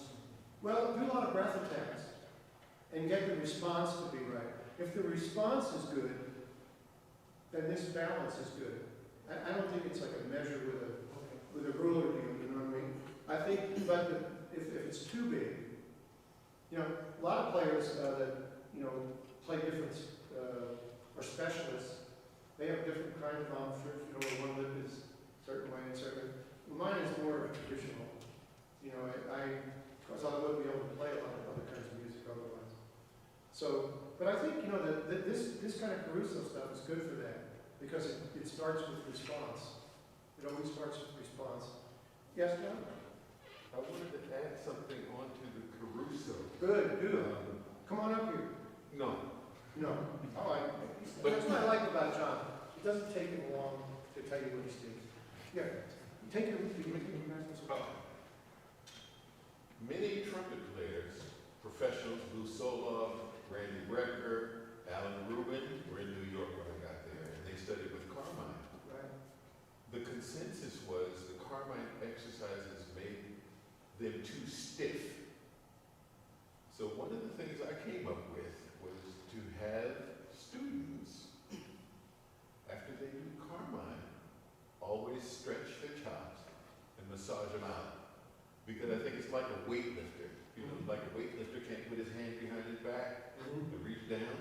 You get too tight, the muscles get too tight. And you want strength, yes, but you also want the flexibility.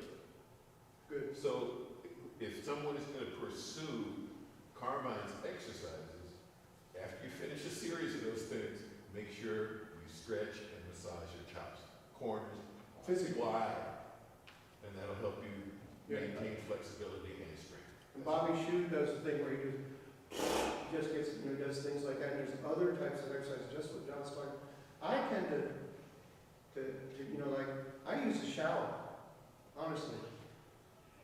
In the morning, every morning, I make sure I have a shower head in our house at least that does that. And I just do that, and I just keep a really loose firmness to you.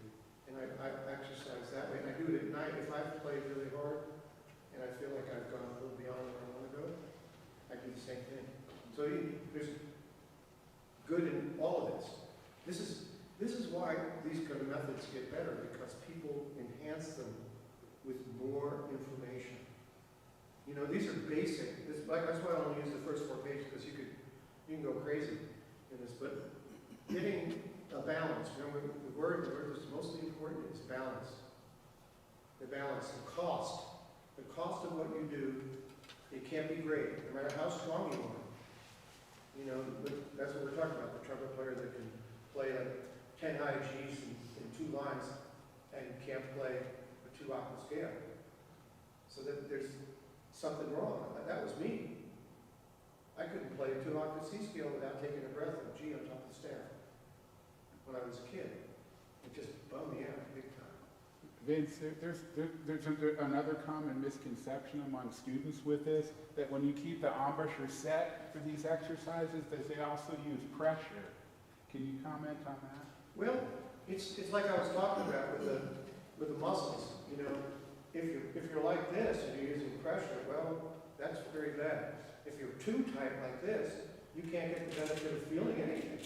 So that's where that nice, gentle place is that you can maintain. You're not going to try to maintain this, you know, because that's going to be just debilitating. And Johnson, you got to get away from there. So you're going to find a place that you can manage the weight. You can manage. I don't want to go too much further than this anymore at my age, because if I do, I'm not going to get up again. So I don't go there anymore. I go here. See, I said that's where I can go. That's what I can do.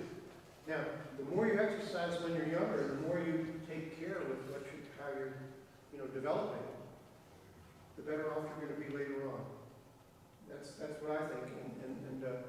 And when I've set my embouchure, I always, you can see, because I have this spot, like I said, that I just destroyed when I was younger. So I have to set the embouchure. I find the place, make sure I'm not. Then I turn a little bit. Then I'm ready. See? And I try to maintain that. And I don't press. When you're pressing this way, you have to counteract that. I press harder than most people all the time. Now, I don't want to get you to think that it's a lot. See, when I'm playing,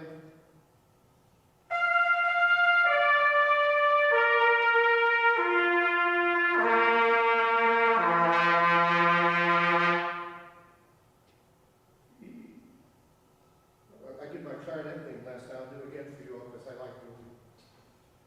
If you're a clarinet player, right? You watch clarinet players get ready to play, right? It's pretty. What's the first thing they do? They have just a facing and on a mouthpiece. Then they got this little pill case down here. And you see all the stuff floating around? Like lip lettuce, right? What do they do? Take up the reed. What do they do then? They lick it. Oh, that's disgusting. But, in saying that, then they take the clarinet, they put it on their knee, they look at the facing, right? And then they put the reed on there, right? And they take the ligature, place it on there, tighten the screws.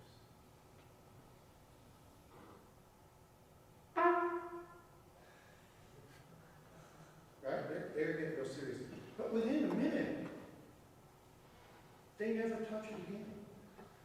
Unless the reed's not working right, and they usually throw that away and put another one on there and hope they have enough time to make the next lick. So basically, what is that? The three parts of the embouchure are the reed, the facing, and the ligature. Okay.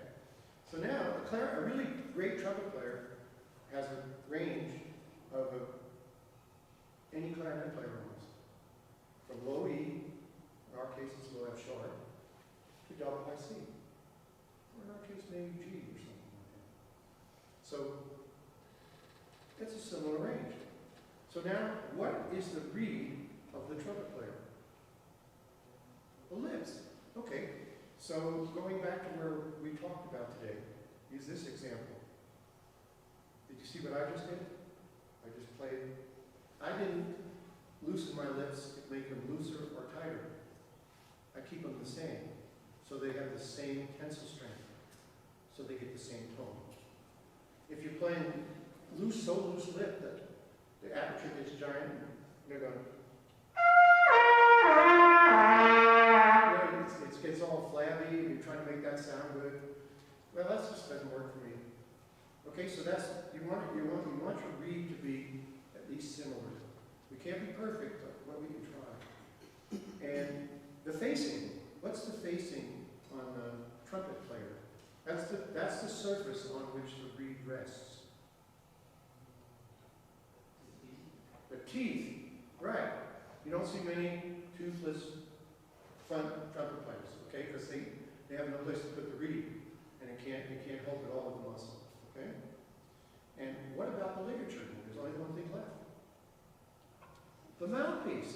Okay, so going back to the clarinet player, once they set the ligature, why mess with it? Then you're doing this. Well, it gets pretty chancy.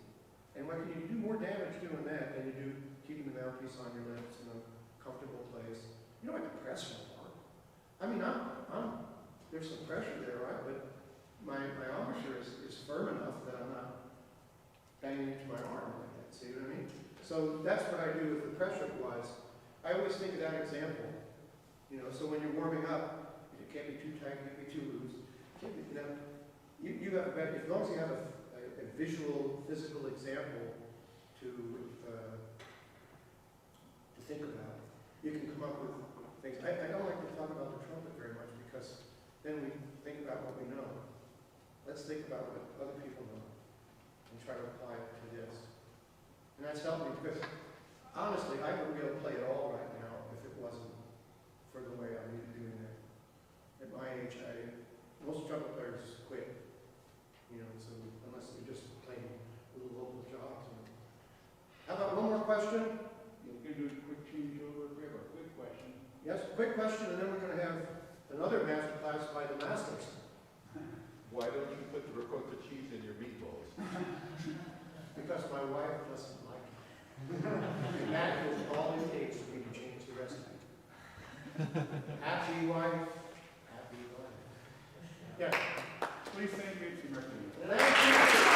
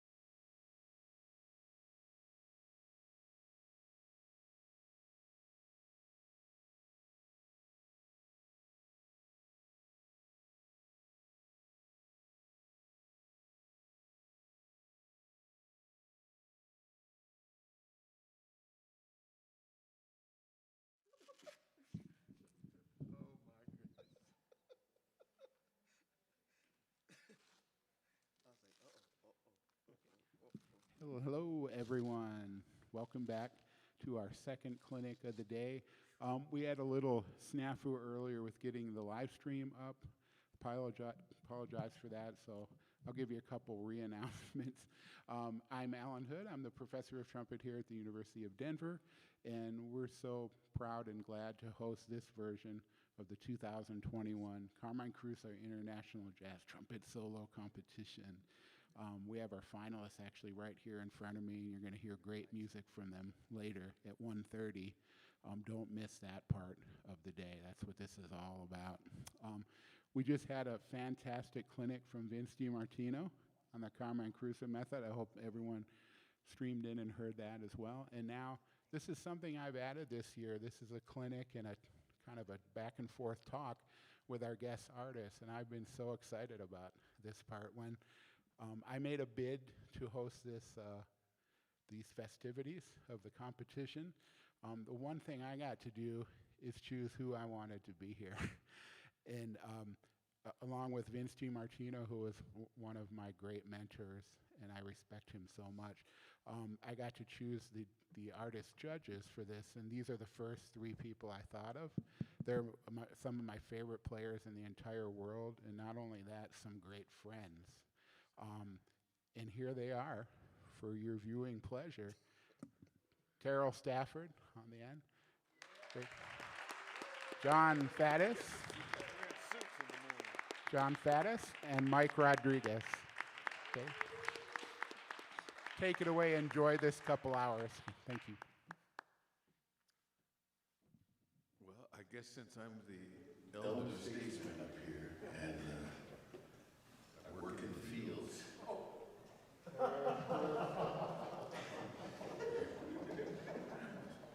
I'm going to call on Michael to start because he's the youngest. All right. Thank you, John. Good morning, everyone. Good morning. Just want to say thank you to Vince DiMartino for that great clinic, very insightful.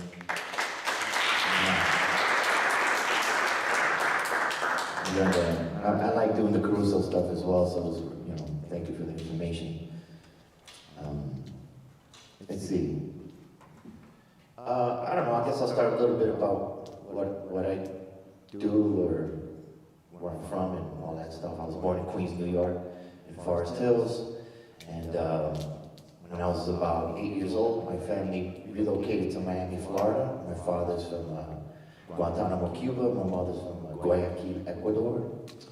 And so that makes me Cubadorian or Equaban, depending on the side you're looking at, the lens from.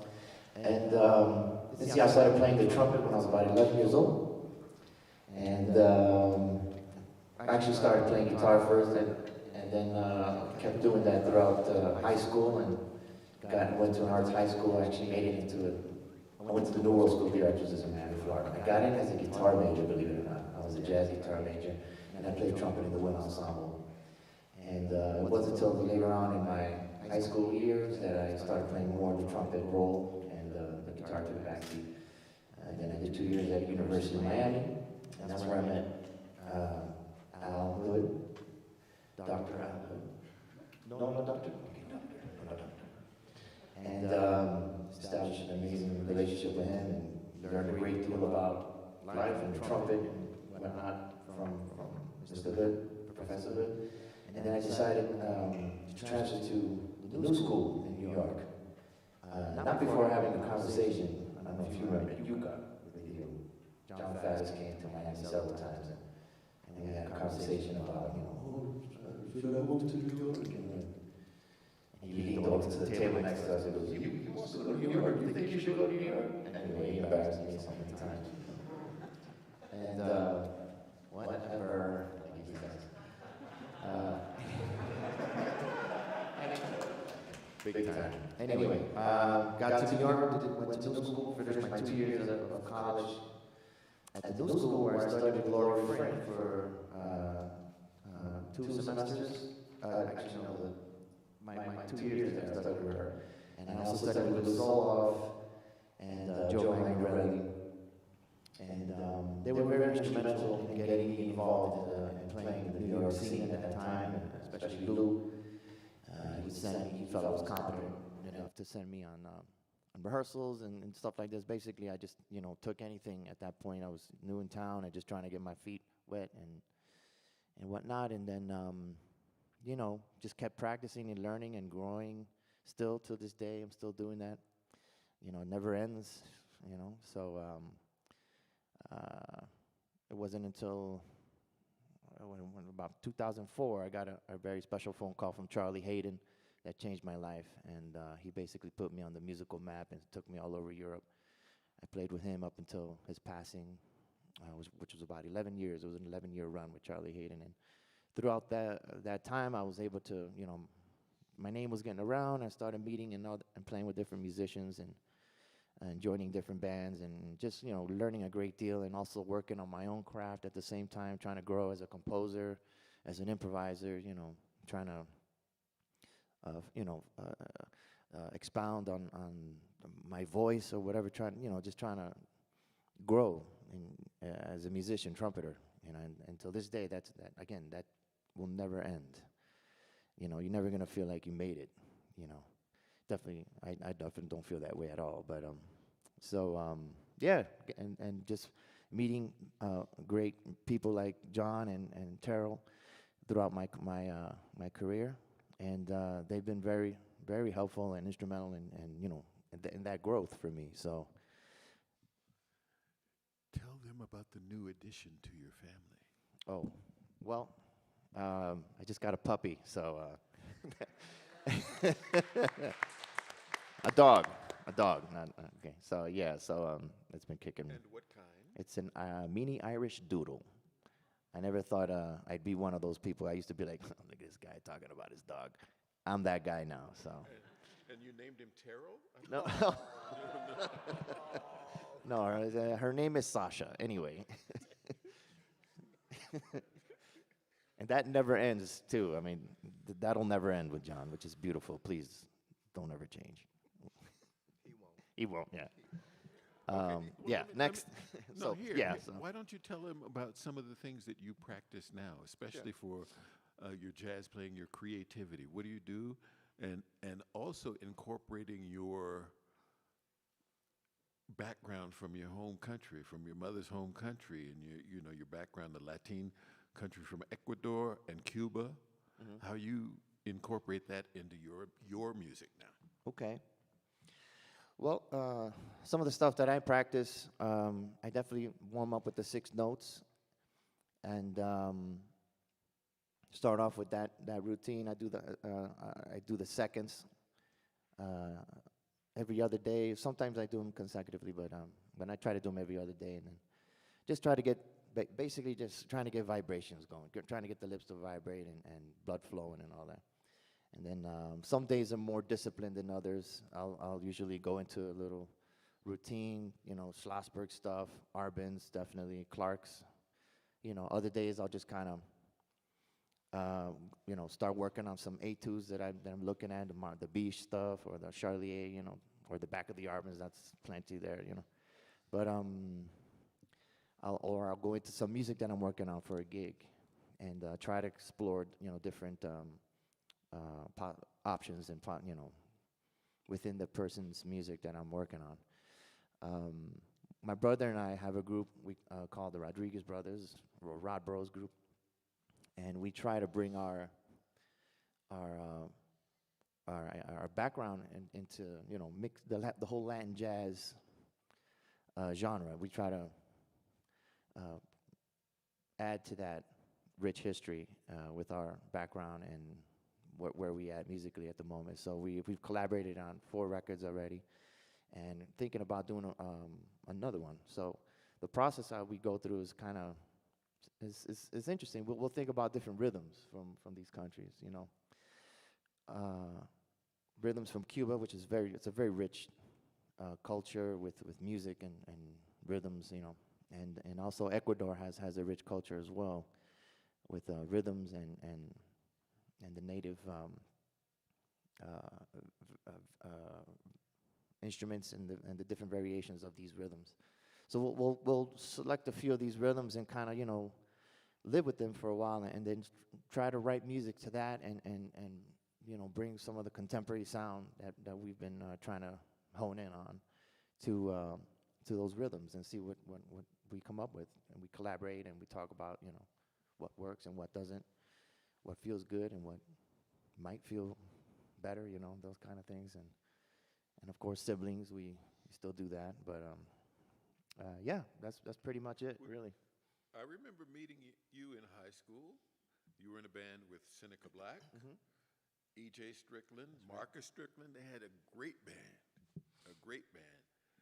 And I heard him play on a Tunisia or something like that. And I suggested to you to get together with your brother, who played piano, and to work on your harmonic concept.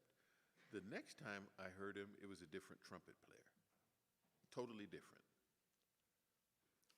In a good way. Now he's playing things that are like the tune he chose to play tonight. I couldn't even follow the changes. You can follow them changes? It's very advanced. And that's what happens when, someone does the work. He put in the work. Yeah, I do remember him saying that. And How you doing, man? how you doing? Was there? He was there too. No, John was awfully generous and very kind throughout those early years of my life. And I do remember him saying, got to deal with the harmony. It's so true.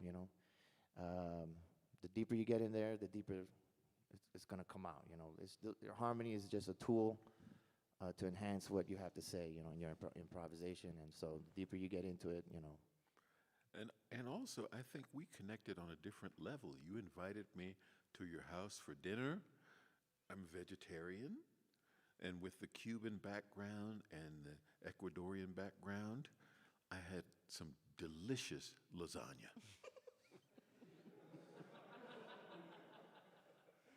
my poor mom, I say, Ma, I don't think he eats meat, So she was like,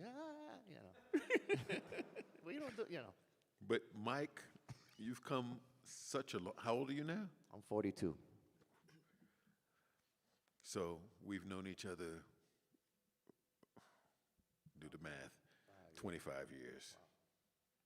It's a long time, and time goes like that. So. Thank you. Thank you. No, well thank done, man. You hear him. Wait till you hear the piece he plays tonight. I said, "What was that? What?" That's good. Show me at the piano. And next we have the trumpet professor, or the head of the jazz department at Temple University, former running back for the Indianapolis Colts, Mr. Marshall Falk. He look like him, don't he? No. Please don't feed Mr. See, he said, don't laugh at him because that just gives him more ammo. But this is Mr. Terrell Stafford. Thank you, guys. Thank you. Again, thank you to Vince for all the knowledge we received this morning, and to Michael for all of his honesty and his inspiring playing, and all the lessons he's taught me, and I can explain that later. Of course, John Faddis is nothing but a walking dictionary and thesaurus and history book. He's one of the greatest educators I've ever met, and human beings. I'm from Miami, Florida. Michael and I never ran into each other because he was really good. But we lived in Miami until my dad was a manager of 7-Eleven stores in Miami. And it was, maybe a year, 2, 3, 4 after I was born. My brother was just born. And the stores that he'd managed, within like a month, 3 of his best friends were shot in these stores. So my mom was like, okay, that's it. No more Miami, no more 7-Eleven. You're getting another job. So he got a job for Amtrak, which we all thought was great, until we found out the repercussions of someone working for the railroad, which means you move all the time. So we moved from Miami to Chicago, and we got to Chicago, And in the summers, I would spend time at my grandparents' house. And they lived near Orlando. It's called Fruitland Park, Florida. And my grandfather was a sharecropper, so each summer I would work for him, whether it was hauling hay or throwing watermelons or picking peanuts or something like that. Very similar to what Vinny described John doing today in his analogy. So, Thank you, Tara. you're welcome, John. But while I was at my grandparents', my cousin had a baritone and a trumpet, and he kept those in the closet. And he was like, if you ever want to go look at it, just let me know. I can show you these horns. And he showed me, both of these horns, and I was always really fascinated with the trumpet. But I never really played it at the time. So when we moved to Chicago, and the program that we moved to, it was in Elk Grove Village, actually, right outside of Chicago. I said to the band director I wanted to play the trumpet, and they said, no, you can't play the trumpet. You must play a stringed instrument. And we're out of violins, we're out of cellos, so that means you'll have to play viola. So I picked up the viola, and I sucked at the viola. I was so bad, like when I would come in, and before I would play a note, all the kids in the class would start to laugh because they knew what was going to happen. So I'd start playing, and you hear this, and then the teacher would always hit my hand with the bow. Just fingers, he'd kill my fingers with the bow. And that was his way to make me play better, but it didn't work. I played worse and worse and worse. So finally one day he came in to hit my hand with the bow, and I just wanted to block his bow with my bow. Long story short, my bow slipped, hit him in the face, cracked his glasses, put a welt in his face, and he kicked me out of the class, called my parents in. And my parents came in. They were pissed because they had to leave work. They sat and upset because they had to leave work. And he said to my parents, your son has no musical talent whatsoever. Keep him as far away from music as humanly possible. And I'll never forget those words because it seems like it was just yesterday that he said those words to me. So they suspended me from school for the week for hitting a teacher, and then he suspended me from the music program for a year. So I finished that year on viola, and then the next year I was supposed to start trumpet, and that's the year I was suspended. But my math teacher, I love math, and my math teacher taught me guitar, and he taught me John Denver songs. So I used to learn John Denver songs when I was in 5th grade, and entered a couple talent shows, had some chaps and things like that, cowboy hat. So after that year, I was able to play trumpet, and this was in 6th grade. And I picked up the trumpet, the mouthpiece of the trumpet, and everyone had to walk by, and you had to whistle before you could play the first note. You whistle, and they say, after you whistle, they say, that's your embouchure forever. And then they grab the mouthpiece and put it up.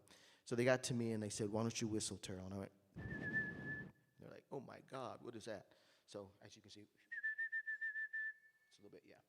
So the middle school guy said, well, why don't I call the high school director? We're going to skip you, Terrell, and we're going to go to somewhere else. So high school guy comes over, and he says, Terrell, why don't you whistle for, Mr. Patterson? So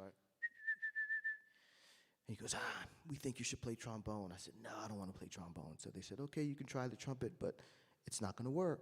It's not going to work. It's not going to vibrate. So he gave me the mouthpiece, and I buzzed the note. And I was like, okay, it worked. It's not going to work forever, but it's going to work now. So they gave me the mouthpiece, and they let me start to play. And I started to play in Chicago, and my mom plays trumpet. So my mom took me to Chicago Symphony, and Bud Herseth was playing Tchaikovsky No. 4.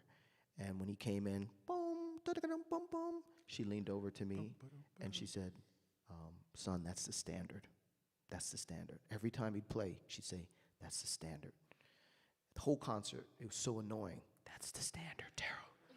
So after that, that was the standard, hearing Bud Herseth. And my father went to Florida A&M with Cannonball Adderley and Nat Adderley. So he really wanted me to play jazz. And he had all the records, and he was playing these records all the time. And I was like, no, Father, I don't want to play the jazz. I want to play classical music. So I always ignored the records that he would play. And one day he announced we're moving from, Chicago area to Maryland. And we got to Maryland, and I may be somewhat biased, but I thought the music programs in the Midwest were far superior, there than when I got to the East Coast. And I was really disappointed to get to the East Coast, and I just didn't see the same enthusiasm. I didn't see folks really wanting to practice and really wanting to dig in. So we stayed, I came there in high school, and my dad said, your mom can't get a job. I know you don't like the band program, so here's what we'll do. We'll get you a teacher, and if you want, we'll get you up to 3 teachers. We can afford 3 teachers, but if we get you these teachers, you have to get a full scholarship to college. So one teacher that they got was a guy named Fred Irby, and they got him for my lyrical kind of playing. And there was another guy named Bob Isle, who's principal of the Navy Band. They got him for just like mechanics. And then there was another guy named Emerson Head that they got for repertoire. And so I studied with these 3 folks, and my first comment to them was like, I need to get a full scholarship to college because my parents can't afford it. So my task for you is to prepare me for this. And so they did. I mean, and I got a full scholarship to college, and I went there for classical trumpet. And about halfway through my degree is when things took a nosedive, because my teacher, he said to me, he goes, you play a 3C mouthpiece, that's okay, but I really think you should play the same trumpet I do, and I want you to change your embouchure to the same embouchure that I have. So I said, okay. So I came in and I put my mouthpiece in the center and I tried to make a note, and like nothing would come out. And after the first lesson, it was depressing. So the second lesson I came in, I did the same thing. And he said, Terrell, it's starting to sound a little bit better. And I'm like, what crack did you smoke this morning? Like, it sounds awful. So I did this for like 2 months, almost an entire semester, just trying to make this happen. And after a while, there was a graduate student at school, and I said, would you be honest with me? Can you tell me which sounds better? And I played the old embouchure, and I played my new embouchure. And he just laughed, and he said, man, don't try to play in the center. Just play where you play. And I did that, and my teacher saw me do it, and he goes, you're a disappointment. And he goes, you'll never make it past the age of 25 if you play your embouchure way over here. So I called my parents. I said, you know what? I have another 1.5 years of school, and then I'm going to quit the trumpet. My mom was like, you can't quit the trumpet. I said, look, I can't play past the age of 25, so I'm going to quit. And I got a minor in computers, and I got a minor in trigonometry and math. So I graduated from college. I became a computer programmer at an insurance company, and I tutored trigonometry at the University of Maryland, and that's how I made my living. And I never had a desire to play the trumpet again, until some friend said, hey, man, why don't you come and we're going to take you to see the Eastman Wind Ensemble, and Wynton Marsalis is the guest. And I went, and the Eastman Wind Ensemble came out, and they started to play. And the principal trumpet at the time, her name was Yvonne Tall. And Yvonne Tall, I think she's in North Carolina now. Just beautiful sound, beautiful concept. And it was very inspiring to hear her. And then, of course, Wynton came out and just totally rocked the whole concert, playing all this cornet trumpet literature. So after the concert was over, I waited in line to meet Wynton, and I got to meet him, and I said, sir, that was the most inspiring thing I've ever heard. And he said, thanks, man, do you play trumpet? I said, not really, kinda. He goes, what does kinda mean? I said, well, I used to play trumpet, and my teacher said my embouchure was off the side, and I wouldn't be able to play past the age of 25. He goes, man, that's bull. He goes, I'm gonna send you my teacher. If he tells you you should quit, then you should quit. But if he tells you you should play, then you should play. And he gave me the number to Professor William Fielder. And I went to take a lesson with, everyone called him Prof. And Prof says, before I started, he goes, do you love the trumpet? I said, yes, sir, I do. And he goes, well, why are you here? I said, because I quit playing, blah, blah, blah, and went through the whole story. He goes, okay, let me see. And I played, and after I played, he said, it doesn't matter where you put the mouthpiece as long as you use air.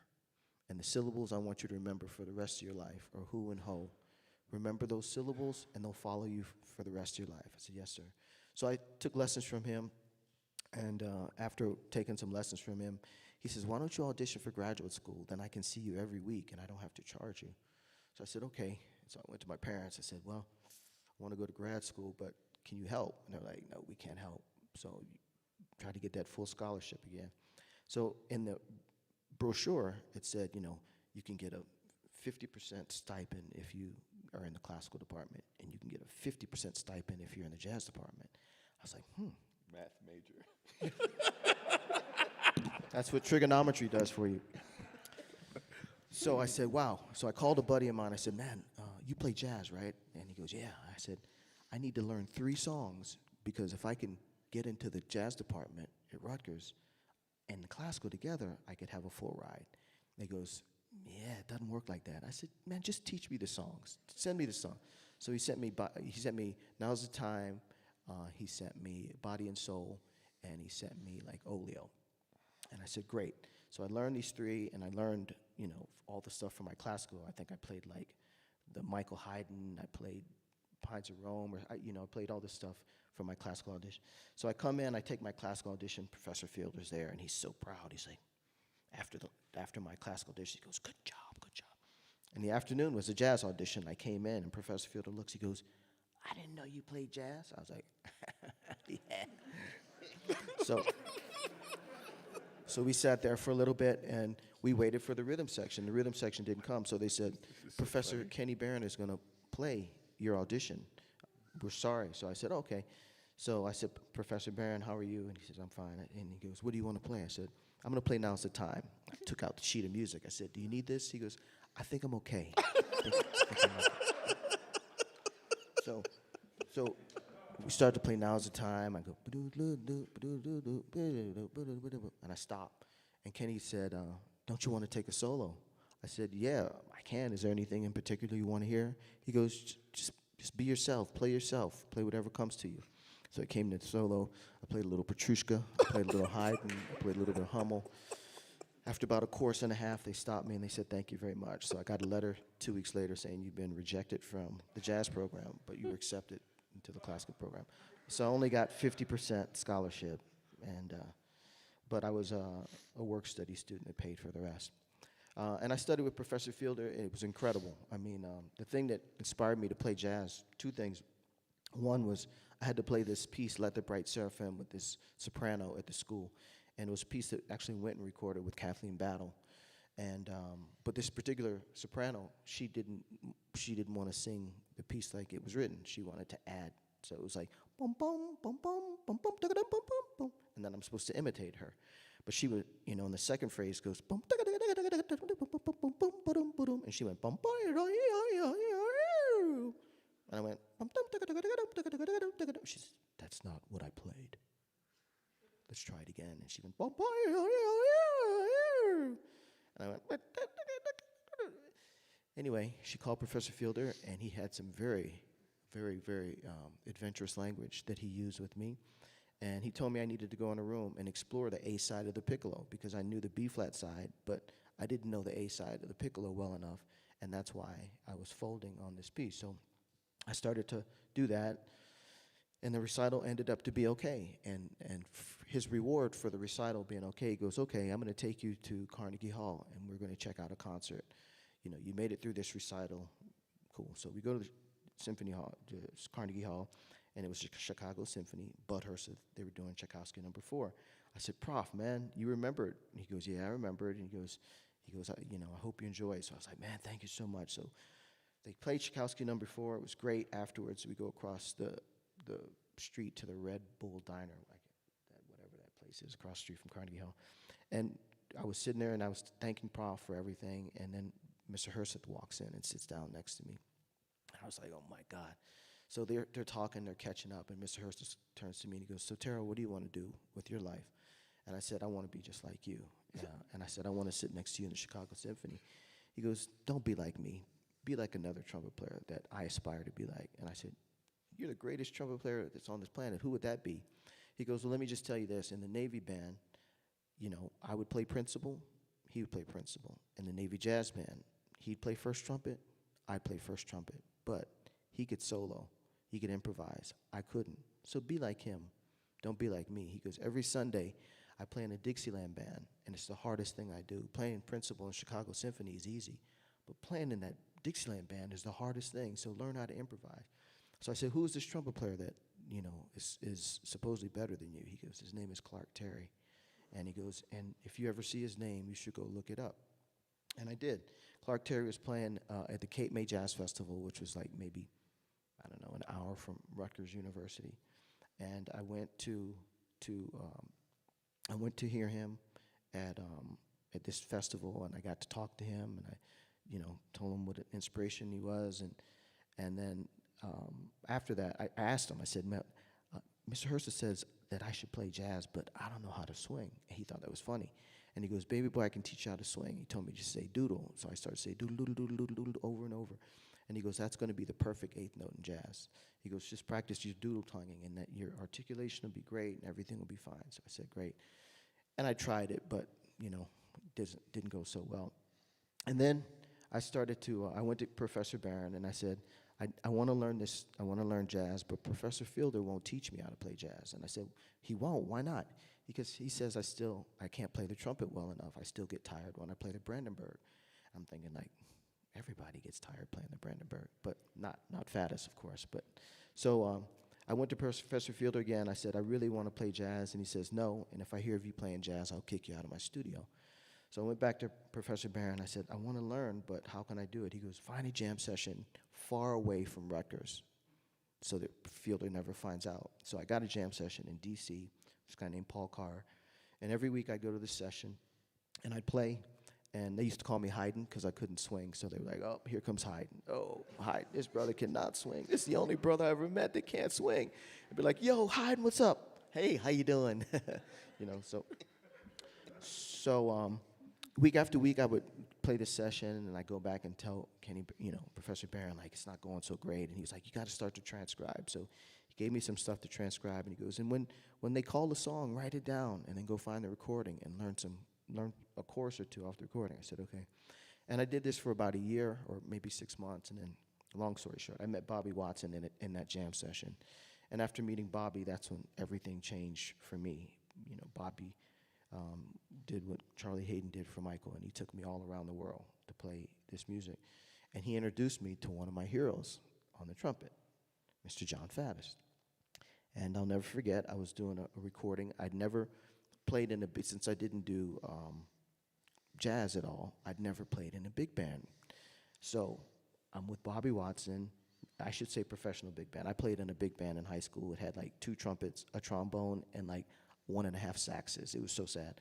But so I go to this big band with Faddis, and I see Mr. Faddis come in with this beautiful leather coat and these unbelievably fancy cowboy boots. I was like, man, this dude must make some money. Whew, I can't wait to do this session with him. So I said, Mr. Faddis, where should I sit? He says, as far away as you can from me.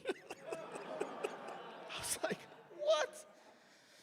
So he puts me way down at the end of the section on 4th trumpet, and he had Ryan Kaiser right next to him and Melton Mustafa on the other side of him. So we start to play it a little bit, and Faddis stops the band. He says, Bobby, how are you going to get this high concerto trumpet player in my section? He can't attack. He can't cut off. He doesn't even play in the section right. And the whole band was like dying on the floor. I'm like turning different shades of purple. And so for the rest of the session, Faddis was just screaming at me, short, long, listen. It was the most miserable 2 days I'd ever experienced. And so then after those 2 days, Bobby Watson calls me. He says, hey, big band's going to go to Chicago. Same thing the whole night. Shorter, what are you doing? Point the note. It's driving me crazy. So then after that, we're playing the Village Vanguard in New York, and it was just the same thing. He was yelling and yelling. Finally, I said, why don't you help me?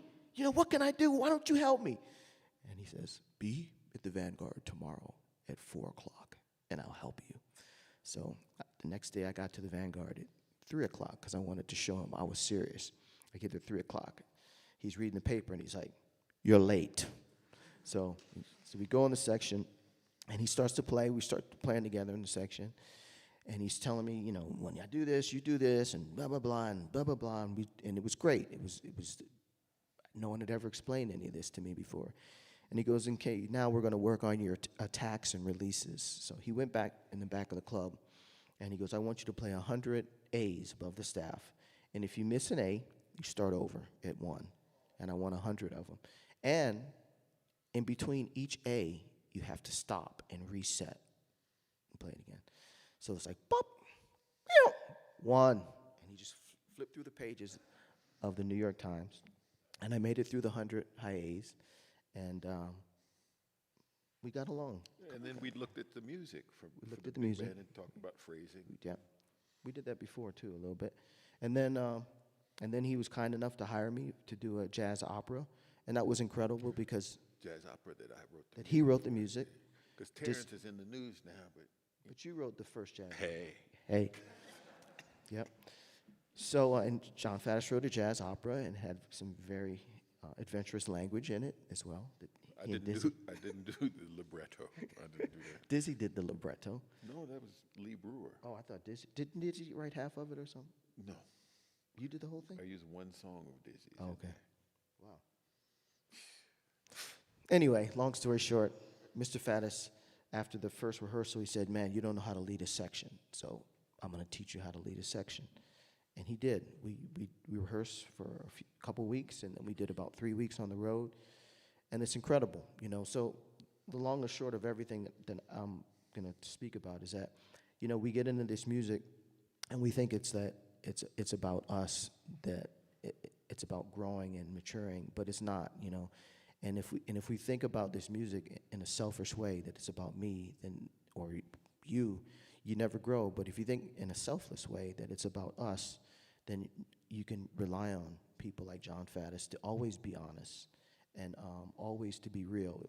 And his honesty and his knowledge take precedence over his making fun of you. That's the humorous part. Because under that is a very, very gentle, sweet person. And I remind myself of that sometimes, you know? You have to. And so that's a little bit of my story. And I teach at Temple, as he said, and he's been like one of my biggest mentors and inspirations, not only teaching. If I get in a lesson and I don't know something, I just call Faddis. I'm like, I'm stumped. Like, I don't know how to resolve this problem. And he'll say, well, why don't you do FaceTime and let me check it out? And he will do it. And in the lesson, I learn just as much as the student. So in your life, if you have questions, go to the source, you know. There's someone that's always there to help. Someone's always there to advise. You're not in this by yourself. So thanks for listening.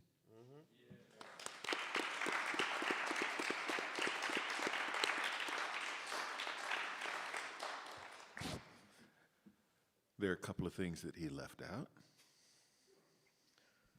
that I think are hilarious.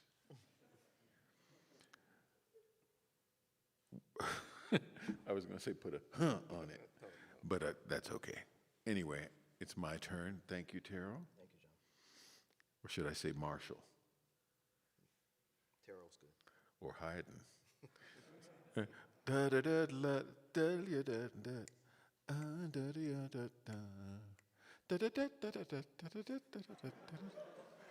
He told me that story. I cried. So this is my story. I started playing trumpet because my parents wanted to keep me off the streets.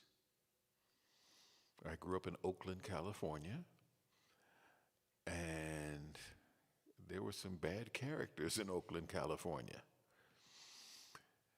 I started playing the trumpet at about 7 years old. I didn't know how to open the case. I didn't know what a mouthpiece was. My first lesson took place at the local music store. Put the mouthpiece, take your trumpet out. And I just looked at the case, and it was an old ambassador case. It had these little latches that you push up and then open. Put the mouthpiece in. I didn't know what a mouthpiece was. I put the mouthpiece in. Can you play? Never played a note.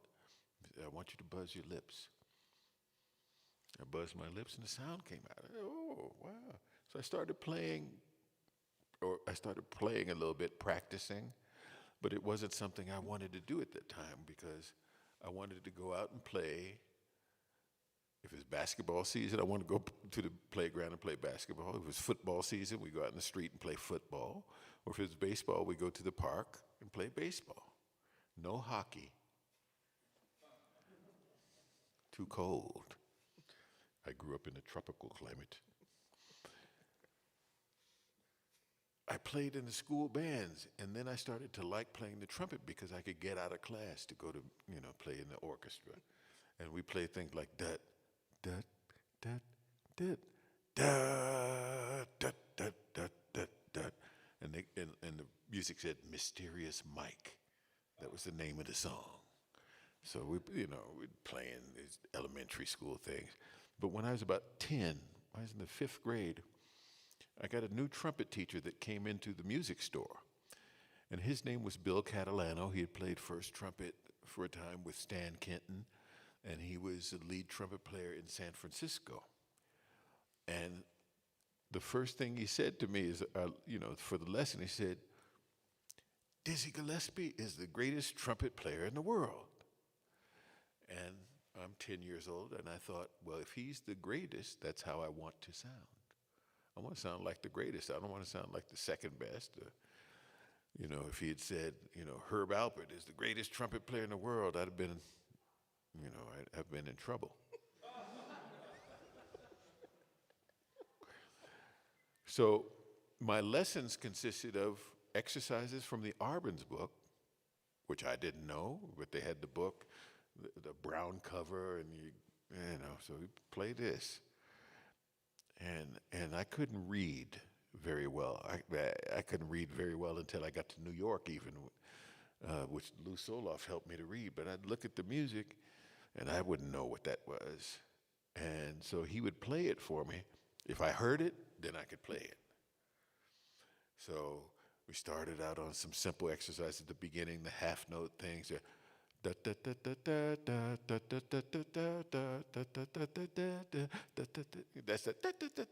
I don't even know what page that is anymore. And then we graduate to page 44, those slurs. And then we do some page 91. Then we go to page 125. That's the one that destroyed me. That was tough. So sometimes I get a student, the first thing I say, I want you to practice page 125. And then it's like Lee Konitz told me that when people went to study with Lenny Tristano, he would say, okay, I want you to play all the things you are and improvise, and then come back next week, but I want you to play it in every key. And 99% of the students never came back because that's hard work, to transpose. So that's what I do. I give students page 125. You hear that, Ron? Yeah. And I want you to pass that on to Jaqueline, too. Was that you giggling? Oh, you. Hey. So I started to play. He taught me a little bit of jazz. I was in the Arbenz book. And the other thing he did, he gave me range exercises to develop my range. Started out F, A, C, triad. Da, and that's it. Go up in half steps. By the sixth grade, I could play. I played for my solo performance. Ochichornia, Dark Eyes. Da da da da da da da da da da da da da da, and I ended on a high D. And that was good. So I was, junior high. There were trumpet players better than I was. So I practiced more. We played Sunday morning. That's our big tune. You know that arrangement of Sunday morning? Da da da da da da da da da da da da da da da da. Yeah. Da da da da da da da. Swinging. Da da da da da da da da da da. Played that, and there was a Glenn Osser arrangement of A Night in Tunisia. By this time, I was becoming familiar with dizzy solo because the third part of my lesson would be sometimes just a measure of a Dizzy Gillespie transcription. And I remember this one measure that I practiced for weeks and weeks, and it went, let me see if I can activate my huh. I'm gonna put a huh on it. I practiced.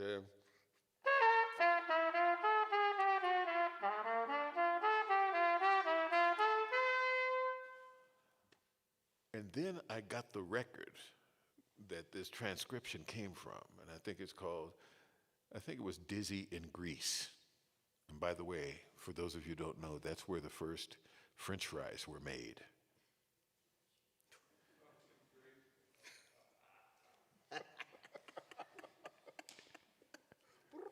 Where's my giggle?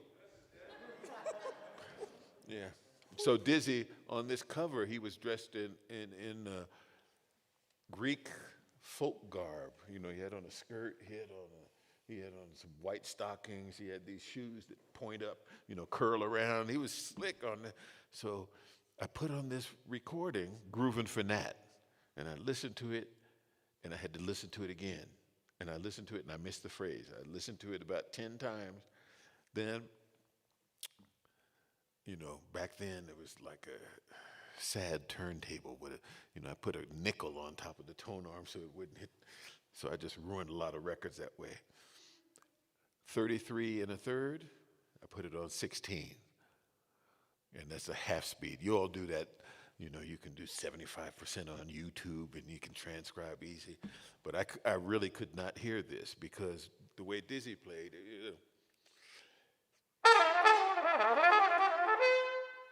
and it was just way too fast for me. So then I started working on my technique to be able to do that. By the time I got to high school, in junior high, 8th grade, going into the 8th grade, between 7th and 8th grade, my trumpet teacher said, you need a custom mouthpiece. I was playing on a 10.5C, Bach 10.5C. And he said, you need to go down and see Bert Herrick, mouthpiece maker in Burbank, California. So it was my first plane ride. My mother took me down there, and he said, what do you need? Why are you here? I need a mouthpiece. And he said, my teacher said, you want a 10.5C with a V cup. So I got a 10.5C with a V cup. And all of a sudden, I'm playing high Fs. You know, I said, oh, this V cup thing is pretty slick. Switched schools between 7th and 8th grade, and then I went to a different school. And there, I met a good friend. His name was Stacy Wilson, and he played a little piano. So we would play in the rally band for the basketball team. And what did we play?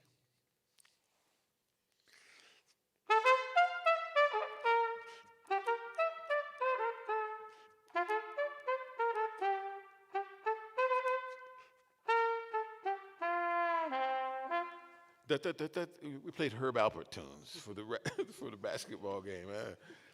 But I remember Dizzy's record called Swing Low, Sweet Cadillac came out, you know, a few months later. And so I started learning his solo on Más que Nada. And then we played that at an assembly. And Dizzy went up to G and played Fs, and I did that. The next thing, graduating from 9th grade, going into 10th grade, because middle school or junior high was 7, 8, 9, and then high school was 10, 11, 12, grades 10, 11, 12. But at that time, the government shut down programs in the public schools, which included music. Music is always the first thing to go. They don't think it's important enough, and they're totally wrong. And the high schools that I had the options to go to, they didn't have any jazz bands. So my father was a history teacher about 20 miles away in Concord, California.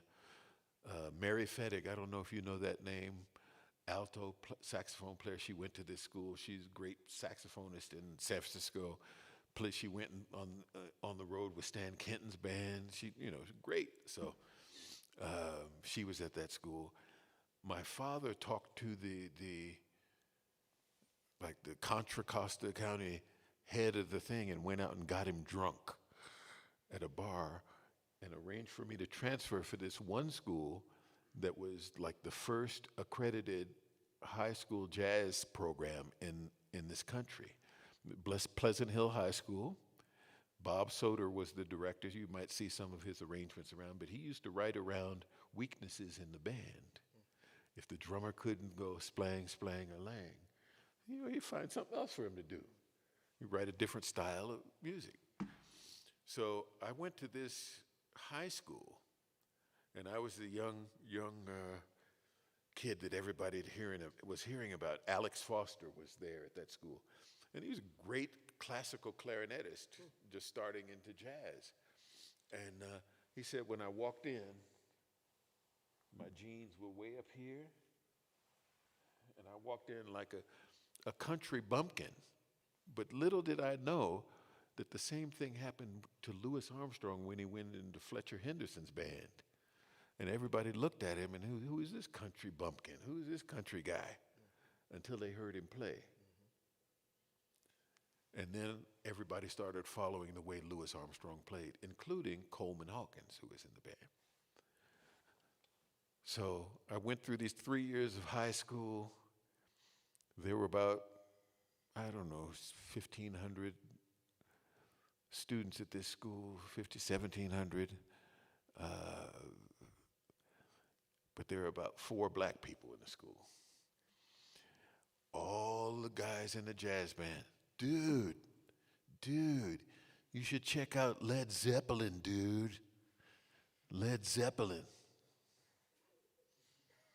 And they would go to the park. I didn't even know this at the time. They would go to the park and get high. And then come back for a jazz band rehearsal, high as a kite. No, man. I said, Led Zeppelin, what's that?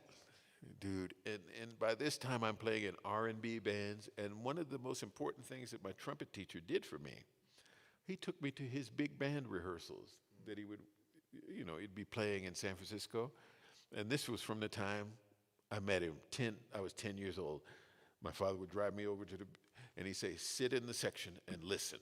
And I would sit in the section and hear these professionals in San Francisco playing charts by Billy Byers and Frank Foster, things from the Kenton band, Woody Herman's band. And then I started to listen to all that music. I really started to listen to it. And I had pretty good ears then. My ears are kind of, I had an MRI a few months ago, and the practitioner, the people who run an MRI, didn't tell me to put in earplugs. They said, just get in there and don't move. So I got in there and didn't move. They're saying, bam, bam, bam. Now I have tinnitus in my ear, both ears. I hear this ring all the time. I should sue. And maybe I could get a half scholarship.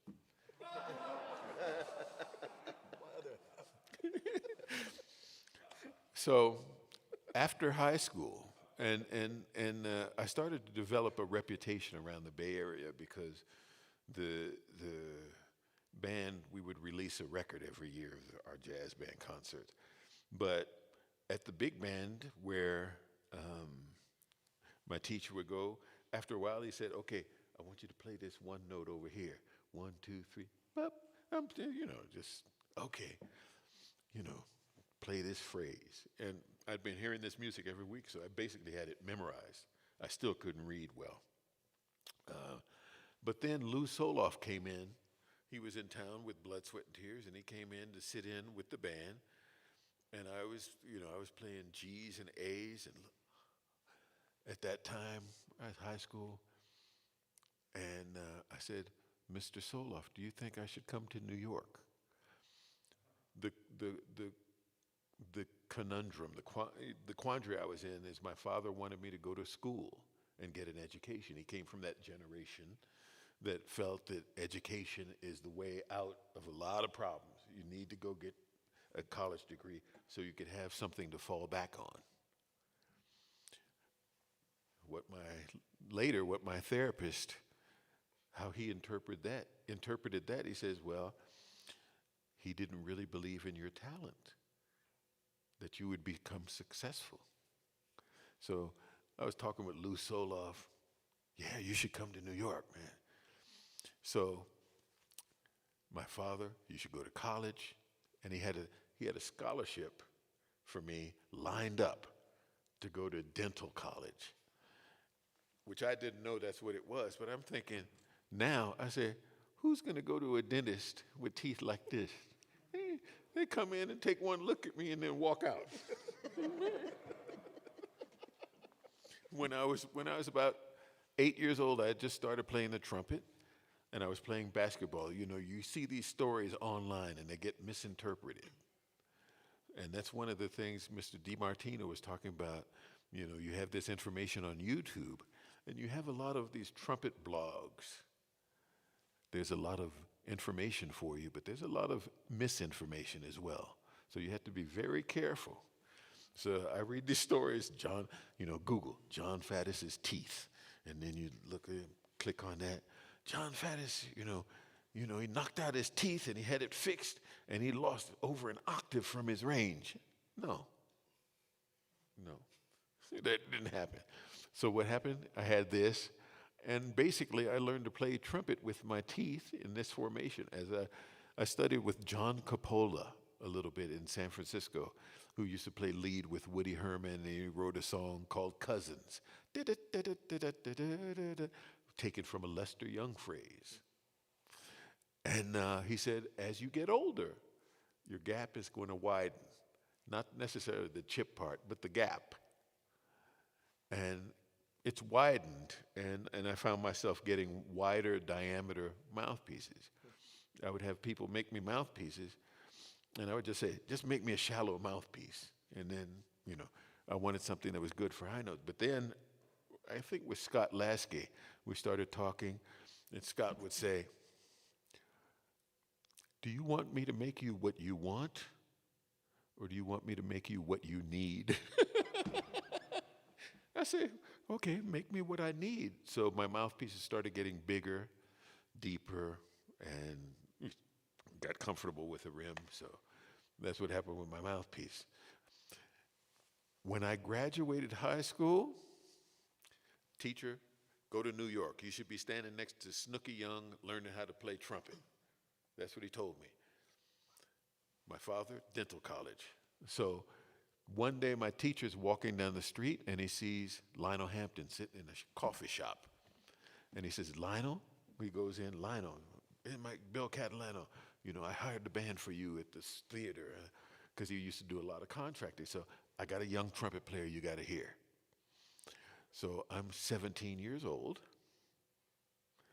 And my first meeting with Lionel Hampton, whose wife had just passed away, took place in Carol Doda's Topless Club. No minors allowed. But, I had a big afro at the time. I had my mutton chops. So I was trying to look older, 21. We go in there and he's looking at Lionel Hampton, eating soup, spilling. You've seen Lionel Hampton eat soup? You ever see that? And it's all, you get one drop of soup, okay, and I have some muffin now, and the crumbs are all, So I auditioned with Lionel Hampton's band. Glenn Drews was one of the trumpet players. Larry Pyatt was the other trumpet player, and they took me backstage. By this time, when I had played with Dizzy. I took all of my Dizzy Gillespie records. I had a stack of Dizzy Gillespie LPs like that, about 53 records. Took him to the Monterey Jazz Festival. Met him. He sat and autographed all of them. And he'd look at, I don't remember this record. I say, that's one where you play, hey Pete, let's eat more meat. And your solo goes, da-da-da-da-da-da-da-da-da. And I started scatting his solos to him. And he'd look at me. What's wrong with this boy? I let him call me boy. And a couple of weeks later, he's playing in a club. Took my horn. He invited me to sit in with him. And he played this Jimmy Owens tune. Get That Money Blues. And I played Dizzy's solo from the record that had just come out. And he looked at me, and Moody was there, Mike Longo, Jimmy Merritt, bassist from Philly, Candy Finch, who had a big fight with Jimmy Owens and Dizzy's 1968 reunion big band. Be that as it may, when I played with Dizzy, I knew that this was what I wanted to do with my life. I knew. My father said he couldn't talk to me or get me to do any of my chores for 6 months. Hey, John, did you take out the garbage? Take out the garbage. I played with Dizzy. I played with Dizzy, man.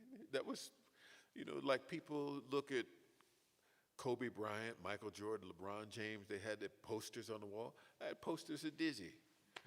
Champagne ads where he's playing this trumpet and selling something called champagne. It's an ale, champagne, sparkling. It's bad. So I get to New York with Lionel Hampton's band. I pass the audition. I didn't know. I'll stop soon. I didn't know that my father had once, my father used to hang out, and he and Jerome Richardson, who was from over, they hung out in the same places. They knew all the same people, but they never met each other. So when they met in New York, did you know him? Yeah. How did I miss you? How did I miss you? Same clubs. So my father met one of the musicians in Hamp's band. He invited my father and mother to go to the concert. They went to the concert, and the musician invited them backstage. My father starts to go backstage. Hamp's bodyguard, or the security guard, says, "No, you can't come back here." Says, "I'm with him." "No, you can't come back here." "But I'm with," and the guy hit him. And he said, "Man, this guy was fast." And I don't know what happened, but everybody's gathering around. He was hitting my father, and my father went, bam! Knocked him out cold. He said he got in a lucky punch.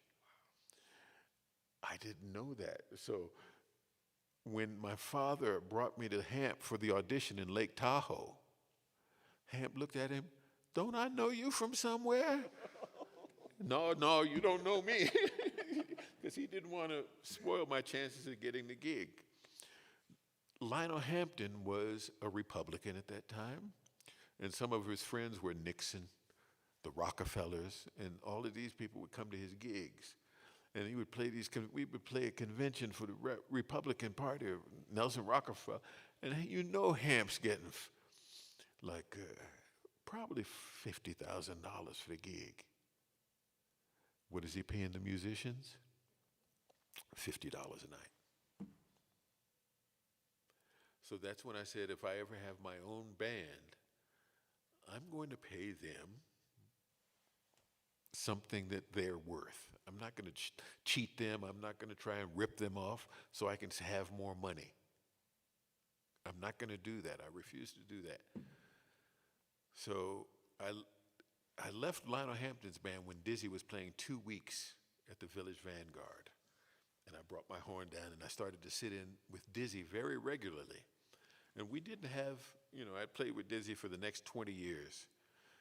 We didn't have formal trumpet lessons, except for when he showed me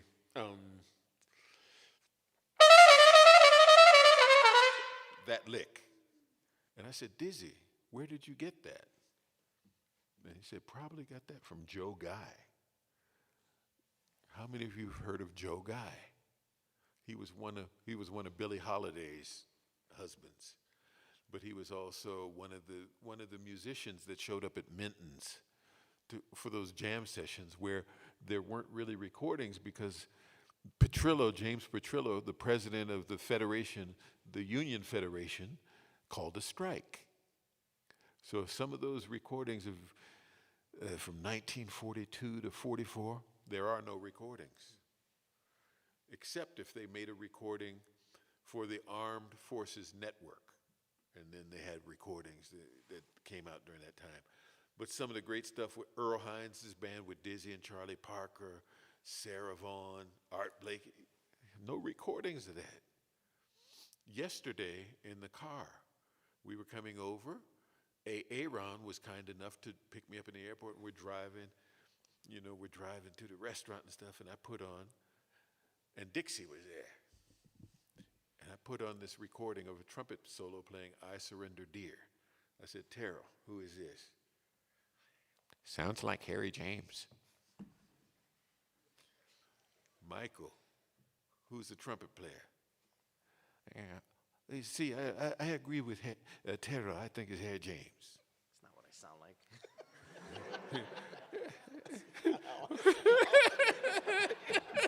See, I told you my ears were going.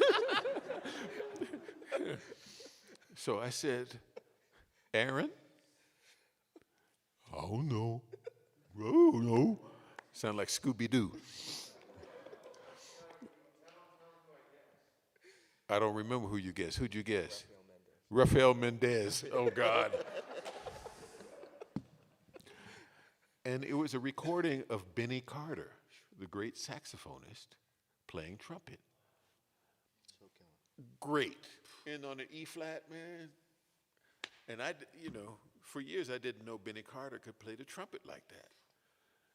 One of the things that I try to teach my jazz students in particular, or if they're a classical student, you have to study the history of this music. Too many people have sacrificed and gone through hell to get to the point where you can study with me or you can be on the bandstand with each other. Because years ago, it was against the law for a black man and a white man to share the stage. Or a black man and a white woman, you get lynched for that stuff. It was against the law in this country. Many, many musicians going down south, hassled, arrested. They once arrested Dizzy at Jazz at the Philharmonic. This is in the 50s. He's there with Ella Fitzgerald, Illinois Jacquette, probably Bill Harris, trombonist, Flip Phillips. They had an integrated band. Norman Granz had a contract. The police came, took them all to jail. Norman says, "Oh, that's okay. I'll bail them out. I have a contract here. The concert's going on. If it doesn't, I'm going to sue you." He didn't put up with any stuff. So Dizzy, when they said, "What's your name, please?" he said, "Louis Armstrong." It's in his book, To Be or Not to Bop. I played with Dizzy.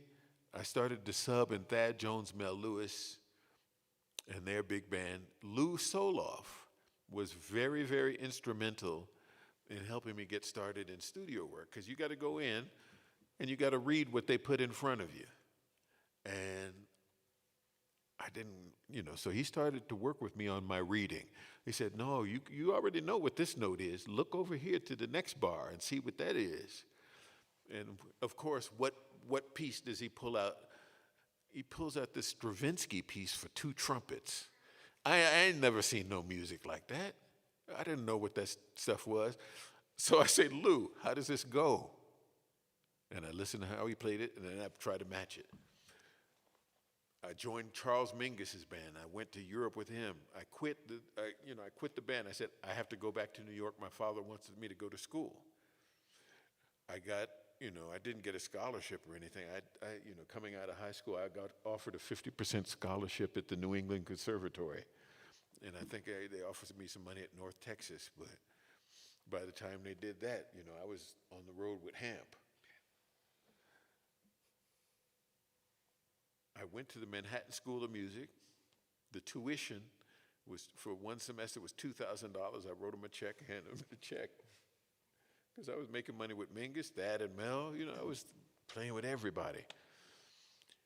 Clark Terry was very, very kind to me. I met him in a clinic. He said, "When you come to New York, give me a call." I came to New York. I gave him a call. I went over to his office. He had an office in Times Square. He took me over to the Tonight Show. He introduced me to Doc Severinsen, and most importantly, to Snooky Young. Now, people ask me about lead playing. Aaron asked me about lead playing. And I just heard brief excerpts of Aaron playing lead. And I said, "Well, who do you like to listen to?"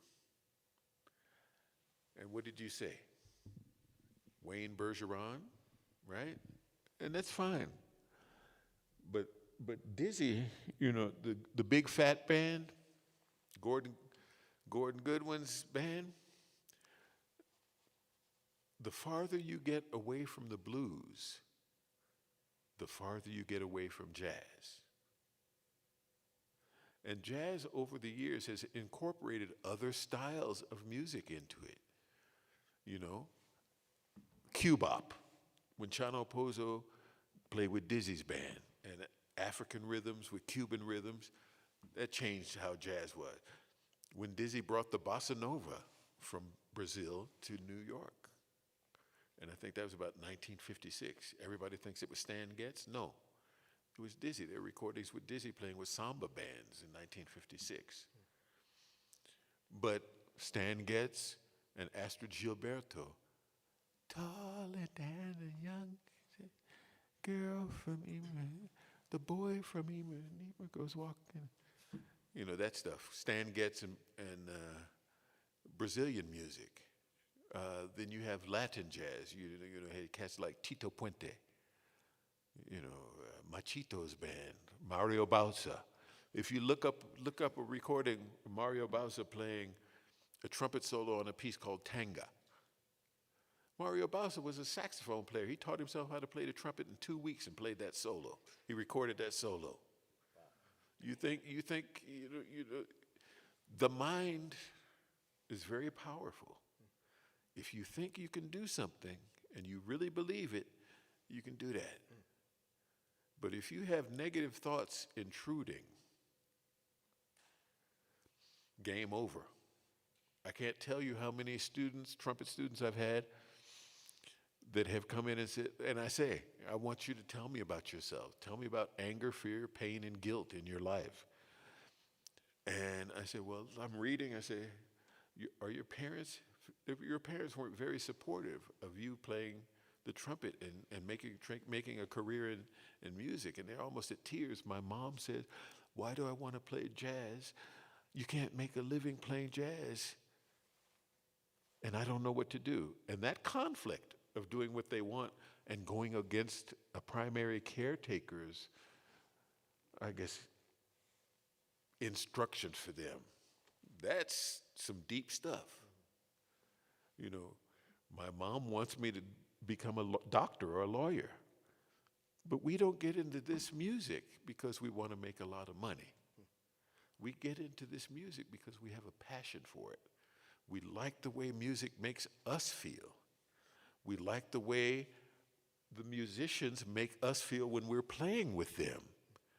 And we like making a connection with an audience. If you are playing on stage and you behave like Miles Davis, you're not going to get very far. Miles Davis, they say Miles turned his back on the audience. And he didn't talk to the audience. Herbie Hancock at Miles Davis Memorial in New York said, they say Miles Davis turned his back on the audience. They don't say anything when Bernstein is conducting an orchestra and his back is to the audience. Miles Davis, when he turned his back to the audience, he was conducting us, just like Bernstein. Miles got away with a lot of things that Terrell, Michael, Vinny, we can't get away with that. Wynton tried to get away with that when he first came to town. Yeah, man, we're serious about the music. Didn't announce any tunes. I said, Wynton, you got to at least tell the audience what tunes you're playing. Really? Yes, at least just say, we're going to play such and such. This is written by such and such. We hope you enjoy. That's all. That'd be enough. Next time I saw Wynton, he was playing at the club, McKell's, up there cracking jokes and everything. I said, all right. There, one guy had jokes worse than me.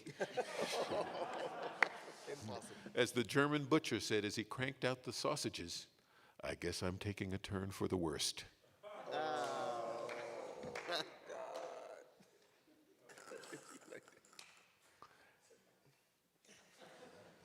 So basically, I've been in New York since 1971. This is 50 years I've been in New York. I am 68 years old now, and I cannot do the things that I used to do when I was 18 or even, 40. I remember once I got called to go to Cleveland to play with the Cleveland Jazz Orchestra.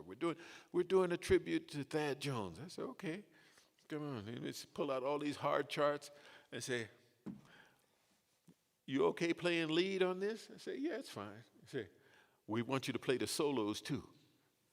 And I'm looking at this cat like he's nuts. But I did it. One of the things that Lou Soloff told me,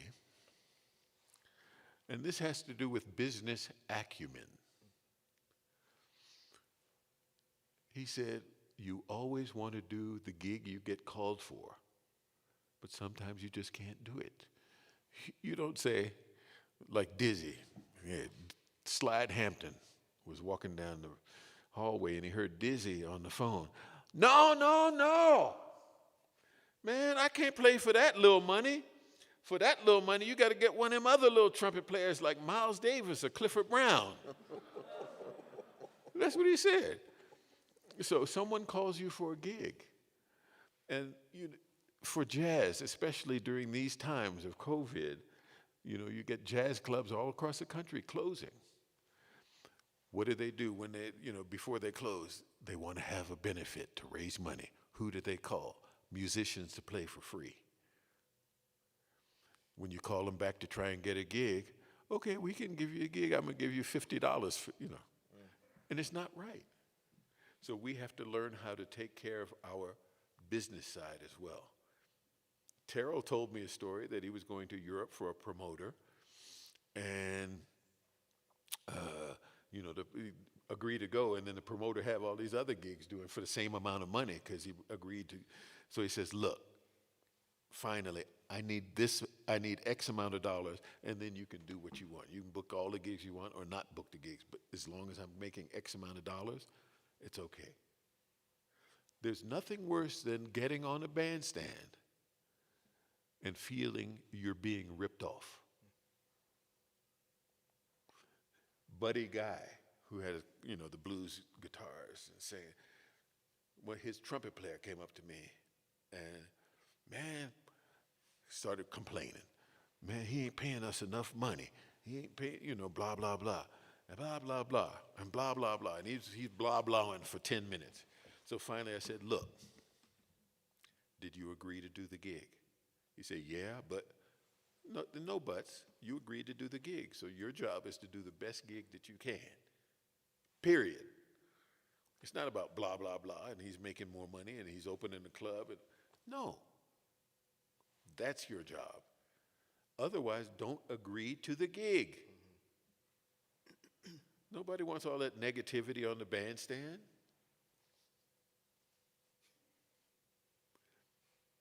And I remember one night, and Terrell, you can probably relate to this.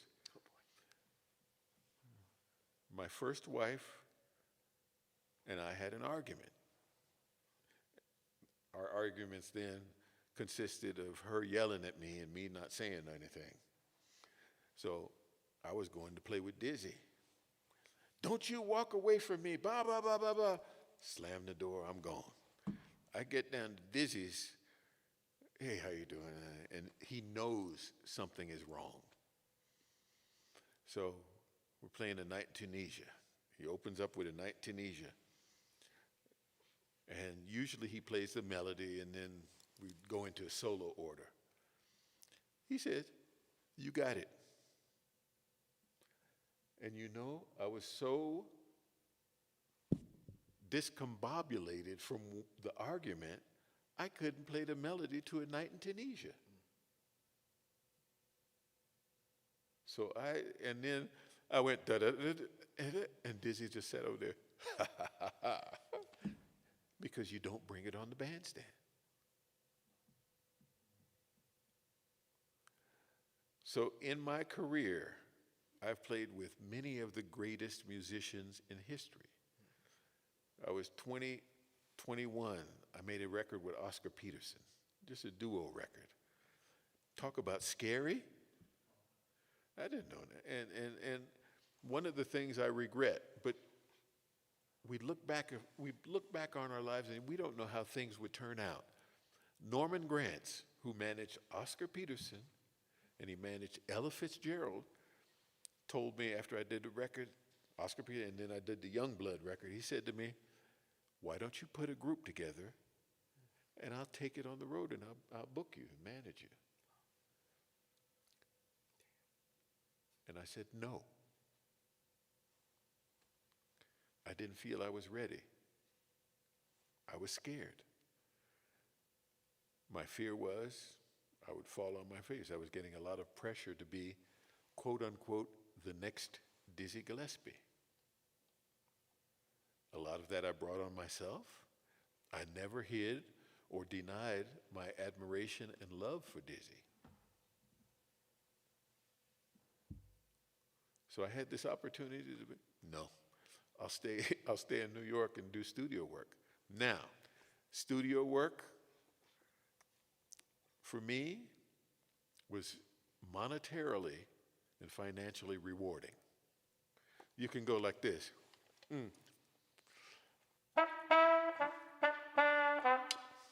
You got it, Toyota. That's all you had to play on the jingle. And you get thousands and thousands of dollars in residuals. You keep getting that money, it's easy.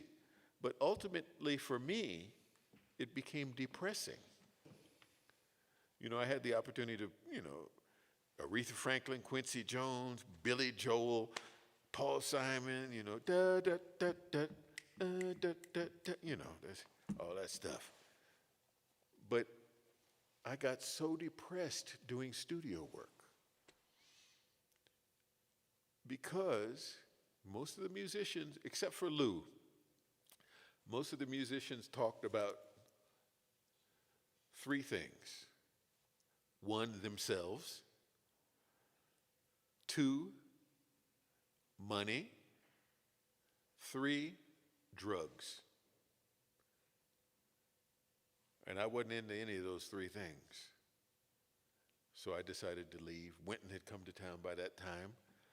And I said, well, if he can get a group, I can get a group together. I put a group together and started touring. Greg Osby, I brought him to New York.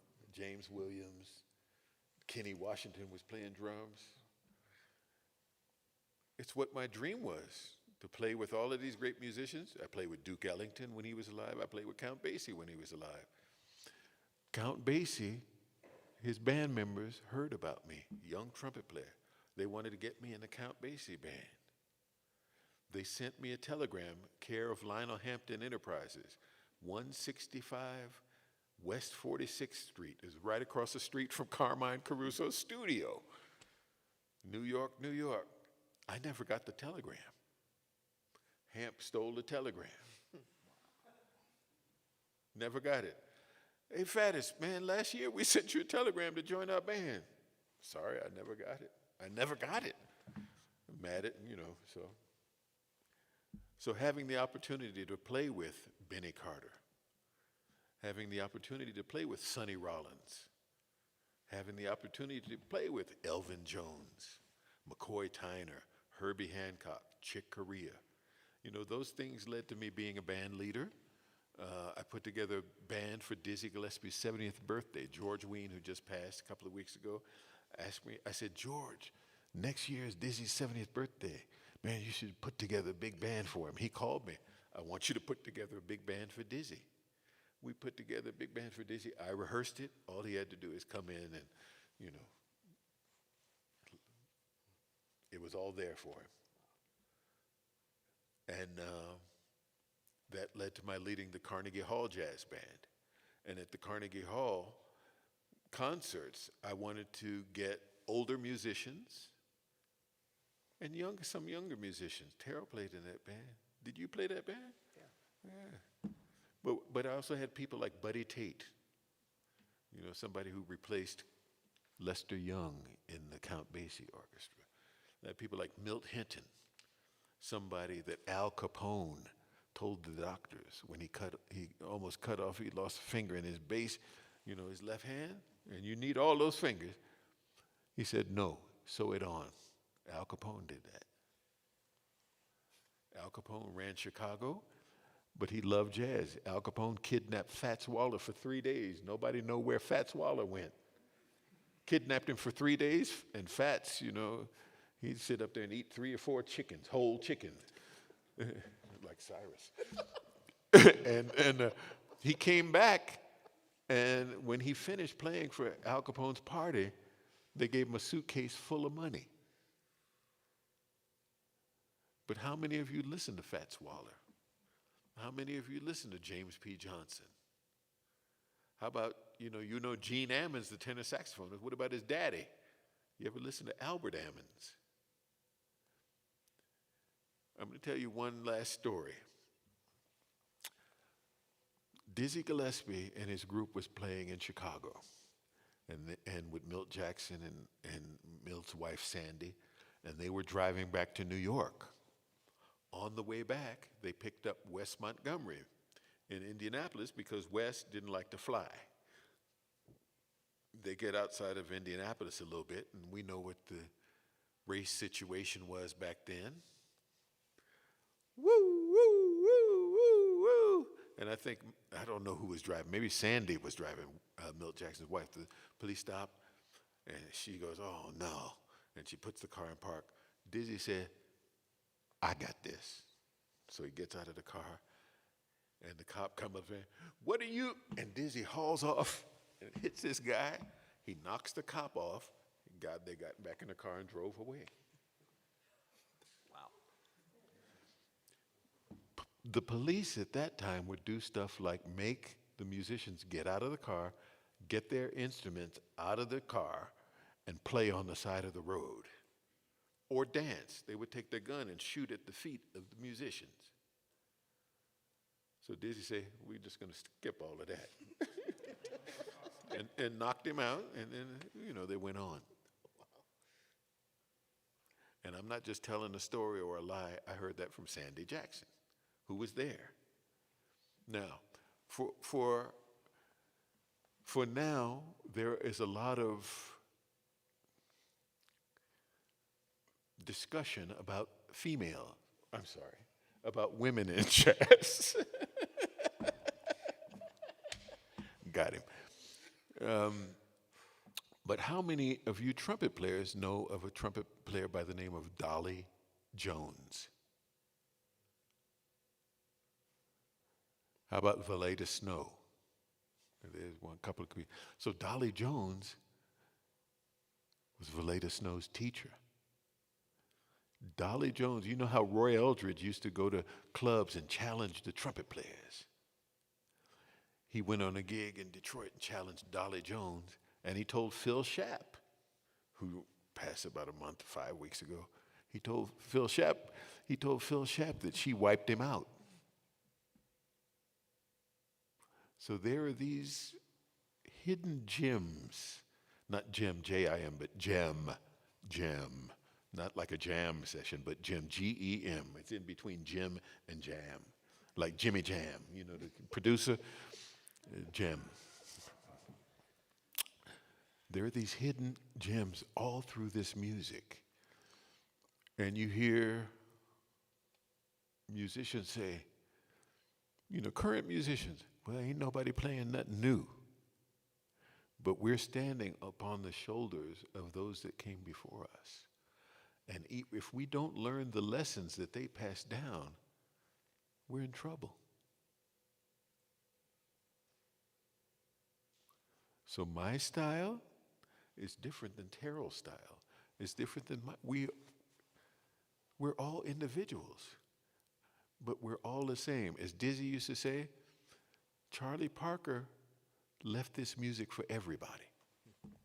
It doesn't matter if you're Asian, doesn't matter if you're African, doesn't matter if you're male. I'm sorry, if you're male, if you're a man. Terrell's going to correct me on this. Or a woman. It doesn't matter if you're from Czechoslovakia, like George Mraz. It doesn't matter if you're from China. It doesn't matter. Some of my best students aren't even Americans. They come from Japan, they come from Korea, they come from Holland. Yeah, I had one trumpet player. He's a student of mine at Manhattan School of Music. Guess what I did? I played I Surrender Dear for him. He said, that's Benny Carter. I said, he's studying more than young trumpet player that I've met. I said, how would he know that? And he had the right teachers. If you have the right teachers, go on and get that information you need. You know, it's not about, you know, how do I play high notes? Everybody ain't meant to play high notes. Look at somebody like Chet Baker. Da da da da da da da da. He's playing dolphin that da da da da da da F sharp G da da, drop an octave. Da da da ba da. Everybody, you know, you have to find your own paths. For this young man here, he's talking about engineering and building trumpets. And we need that. We need people that build trumpets. We need people that know how to handle business. We need lawyers. We need booking agents that are honest. There's a booking agent in New York. You know who I mean? He would give you a contract to sign, but the contract he signed with the club will have extra money in there for him. He'll take that money and a percentage of your money. You have two sets of contracts. You know who I mean. Yeah. So you have to be careful. You have to learn how to read a contract to protect yourselves. Otherwise, you'll be sitting on at a table across from a club owner, and he says, I can pay you $50, take it or leave it. What are you going to do?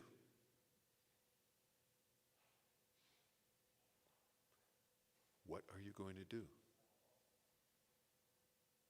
Unfortunately, I'm talking too much. Y'all got any questions? Oh, geez. Anybody got some questions for somebody else up here? What? I actually have a gig on October 13th, and the band, or the person who's at the restaurant is going to give us $50. October 13th, my mother's birthday. Which jazz musician also has the same birth date? If I said to you, boom, boom, boom, who would that be? Yes, very good. So, club owner, $50. Yeah, I'm just, one of the people in my band thinks that's very cheap, and I kind of think it's pretty cheap too. I don't know. You kind of think it is cheap, or you think? No, you. I think it is cheap. So you've already taken the gig. I have taken the gig, yeah. So what's the question? Isn't the question. How do I negotiate getting better pay than that in the future? Did you negotiate individually? You mean with the club owner? No. Yeah, individually, or as someone, a band leader, and you're working for that band leader. I am a band leader. You is. Yes, sir. So you negotiated a low price, a low fee. And here's what I want to tell you. There will always be other musicians that will do it for less than you. You do it for 50. You know, there's musicians climbing the walls. They'll do it for 40. You have to decide how much your time and your playing, you have to decide how much that's worth. All the hours you put in practicing, you have to decide what that's worth. So if he says, well, you did it the last time for $50, you say, well, I'm sorry, I can't do that anymore. I can't. I love playing at your restaurant. The food was great. I had meatballs made by Vinnie DiMartino, and you know, he had an old family recipe. It was bene, molto bene Goodman. But for you, molto bene Carter. You have to be able to know you're not going to go below a certain level. Jimmy Heath. Terrell just did a record tribute to Mr. Heath with his band. Used to say, man, can't offer me that little money, man. I ain't going across the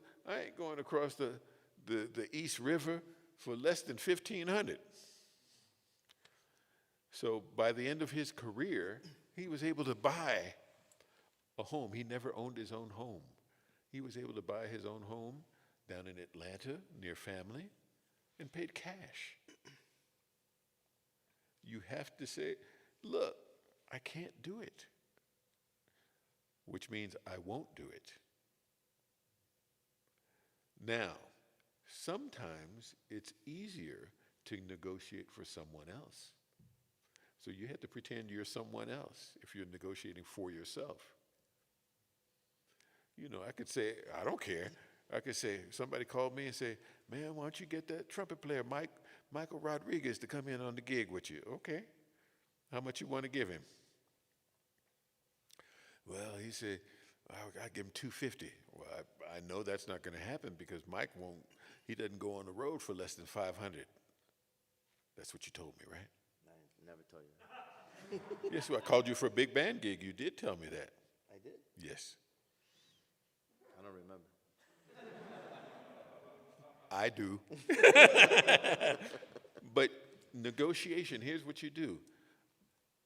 There's all kinds of books on negotiation.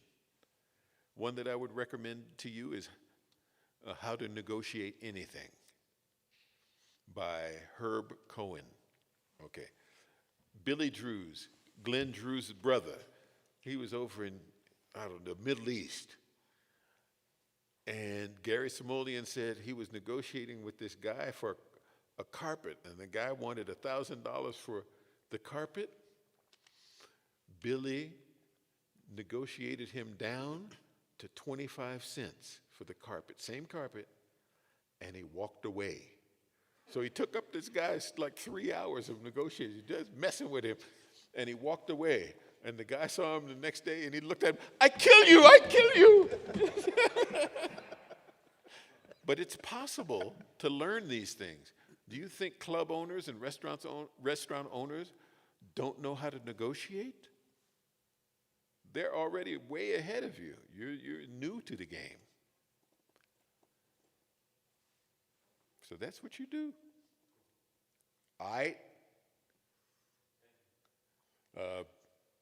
To the one brother in the audience. I'm actually going to bring a show back in the 90s that I think is one of the greatest trumpet summits ever, and two of y'all who were part of that trumpet summit are here today.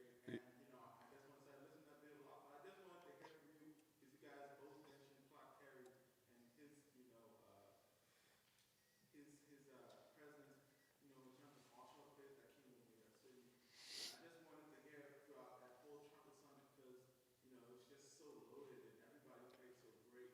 What are you talking about? What trumpet summit? Marcia. Oh, I thought it was a concert we did out here.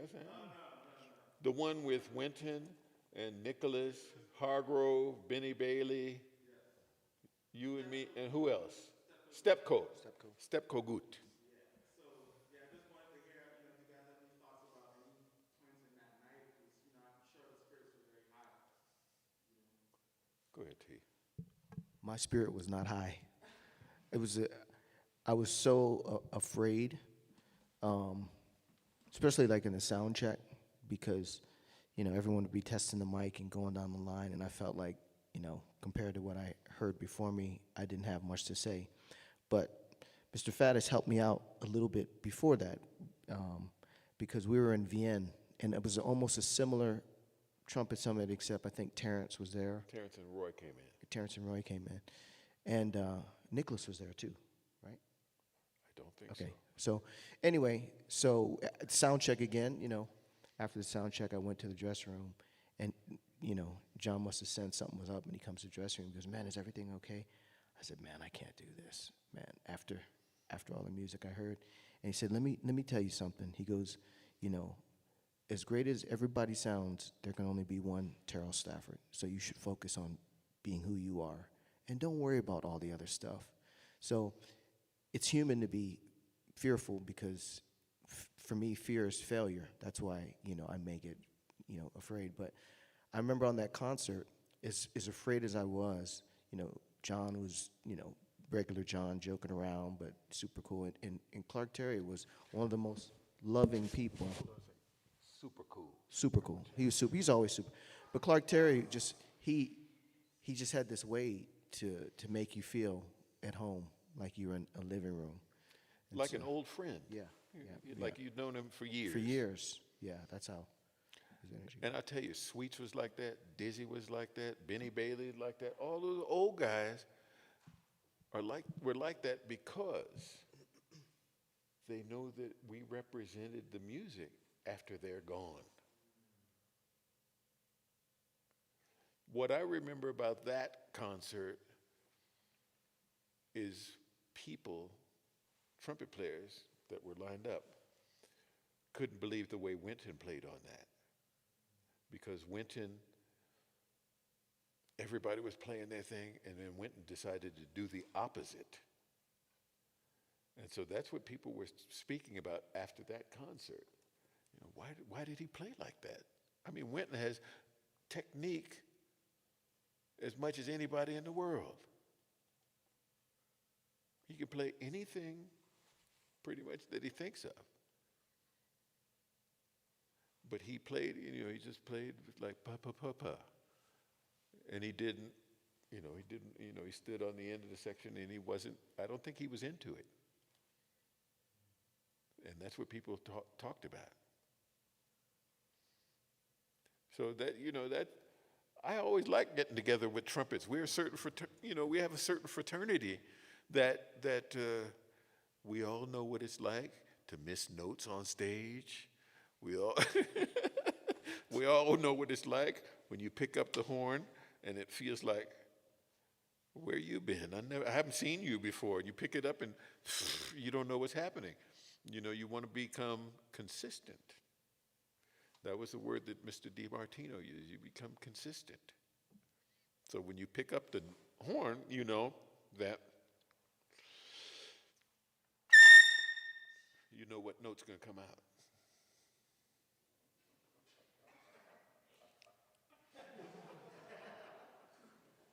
Super cool.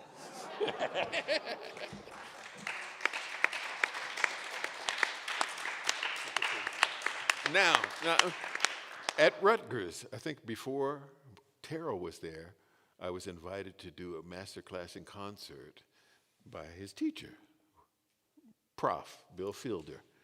And I went down there, I'm doing the master class, and I did something like that. And one of the trumpet players, you can only do that because you play a shallow mouthpiece. And I said, okay, well, what do you play? I play a 1C. So I said, do you have it with you? Yeah, I got it. I said, may I see it, please? He put it in my horn, and I went, bop, and hit a double C, and I gave it back to him, and I don't think his jaw is off the floor yet. Because it's not the mouthpiece. When I played with Gil Evans, one of the things, and I probably messed up all his arrangements, I'm thinking now, why would I do that? But I was playing a lot of those things up an octave. That's where I hear the music. I hear the music up there. I listen to Paganini caprices. I listen to Bach sonatas and partitas, solo violin. I listen to solo flute. I listen to instruments that are naturally playing in the upper register. I like that. That's where I hear a lot of music. But that doesn't mean I can't. Here, I'll play this for Vincenzo.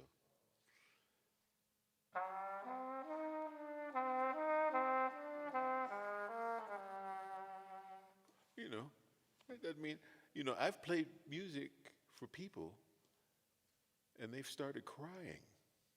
Not because it was bad, because I connected with some inner feeling that they have. And when you do that, that's pretty much as deep as it gets. So I would encourage all of you, classical, that doesn't matter what style you're playing.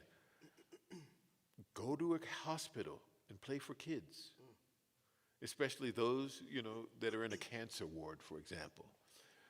Go to an assisted living place and play for the elderly.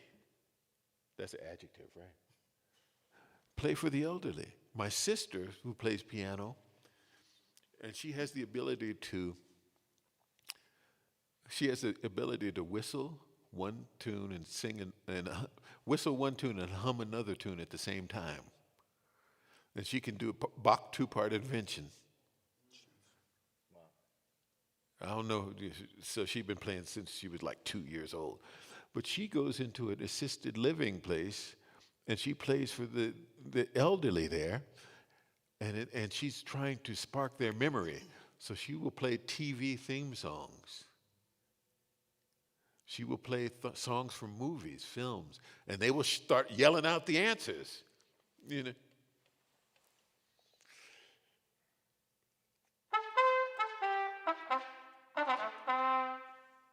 know what that is?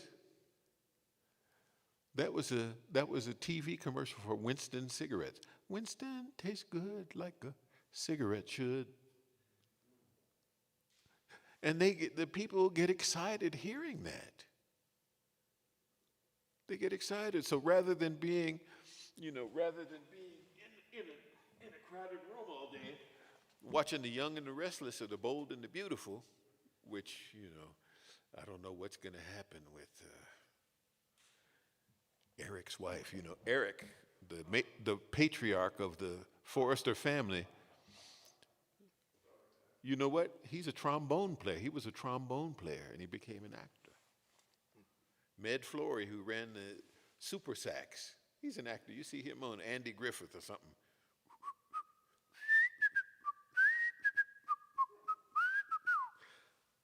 Do something like that. Do something that makes you feel better, that you're giving back to the community. Not just I want to play in a restaurant and make $51. Or I want to double my money. Because this music is not about money. I'm going to tell you one last story. Louis Armstrong went to the Belgian Congo. And you know what Leopold III did to that country. Murdered millions and raped all of the natural resources and took it back to Belgium.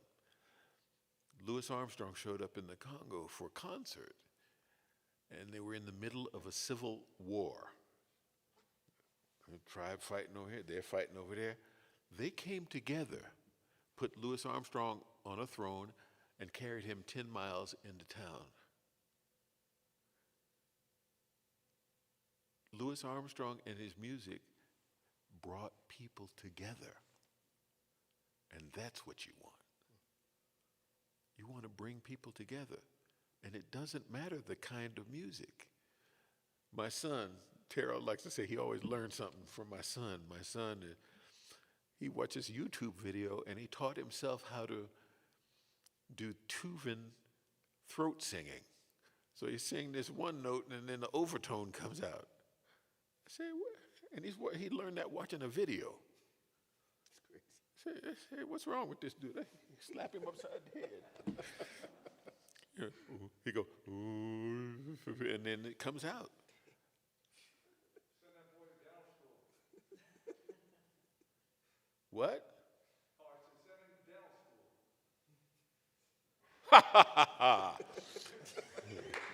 I said send him to dental school. Send him to dental school. He don't want to be a doctor. I don't know what he does. He you know what he likes? He likes geography. He can freestyle a map of the states. No. Do you know what the capital of Nunavut is? No, he told me, but I can't. I don't know. He'd ask me, hey, Daddy, what's this national anthem? I don't know. But music brings people together, and it helps lift their spirits, and that's what you got to do with your music. I Oh! don't think there's a better way to end this session than that. I think there is. Ask Michael Rodriguez a question, and right, ask let's go Terrell to a lunch. question. Ask me at lunch. After all you ate last night? It wasn't that much. It wasn't that much. Man, You should have seen the bill I had to pay for these guys. We did say let's go halfsies on it, but you know.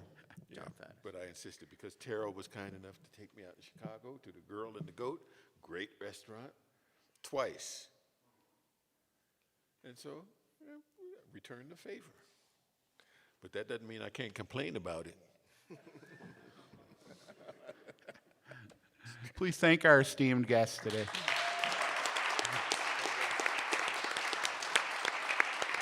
And be back at 1:30 right here or on the live stream. Here are 5 finalists. Going to be a great show, great concert. Thank you all. Since last night, at one time, that's it. Which, you know,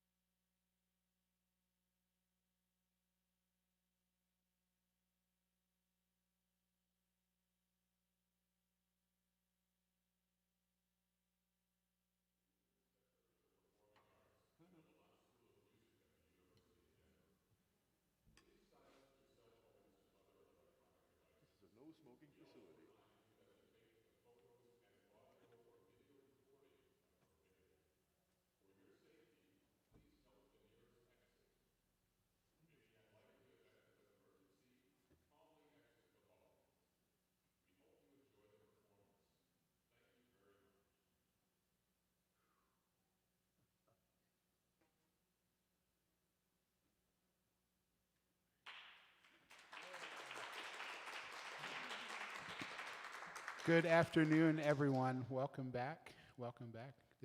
We're here at the meat and potatoes now of the Carmine Caruso International Jazz Trumpet Solo Competition. I'm Al Hood. I'm the trumpet professor here at the University of Denver, and I'm really excited to host this event. I've been waiting for it for 2 years. Wow. So we're soon going to hear 5 of the brightest young stars of the jazz trumpet. They are our future of jazz, so you're in for a whole afternoon of a huge treat. Let me tell you a little bit about the competition. It's started in 1993. Actually, Vince DiMartino was part of that festivity. And it's sponsored by the International Trumpet Guild organization in cooperation with the Herb Alpert Foundation. So we're grateful that they put this on and extend our music far into the future. A little bit about how these contestants and finalists got here. Everyone submits preliminary tape, sorry about that. And so many came in this year from around the world. I heard them all, and I wouldn't want to have been a judge to whittle this down to 5 people. The preliminary judges for this round were Rob Parton from the University of North Texas, John Raymond from Indiana University, a jazz trumpet professor, and Dr. Ryan Nielsen from Utah Valley University. And they got it down to, I'll tell you, 6 finalists. Why 6? Because there was an exact tie for 5th place. Okay, this competition normally hosts 5. I chose all 6 to be here, but due to the COVID and pandemic conditions, our 6th contestant, Oriol Velez Lopez from Barcelona, Spain, could not come into the country. So I know, Oriol, you're listening. Wherever you are, we send out our love to you, and we miss you for not being here. So please come back for another year. He's still eligible for the next one. But you're going to hear the other 5 contestants. We're so lucky to be with them today. I'm going to introduce you to our judges this year, right now. First of all, the great Mike Rodriguez here.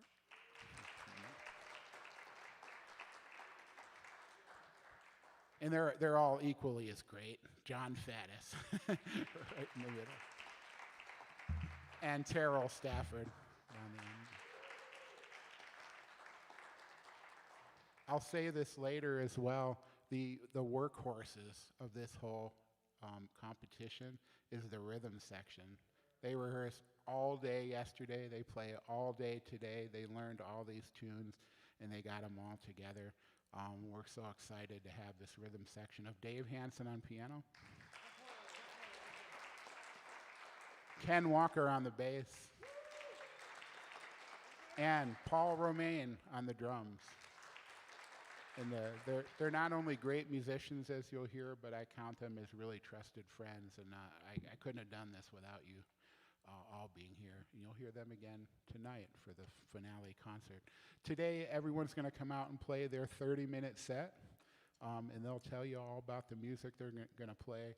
And they're each required to play a brand new composition that was given to them yesterday. So they had to learn it lickety-split and play it today. And that composition was composed by Dave Hansen. It's called Across That Bridge. Dave, thank you for that tune. Okay, I'm going to bring out the first finalist. It is Austin Ford from Denton, Texas. He just graduated from the University of North Texas. Please welcome Austin Ford to the stage.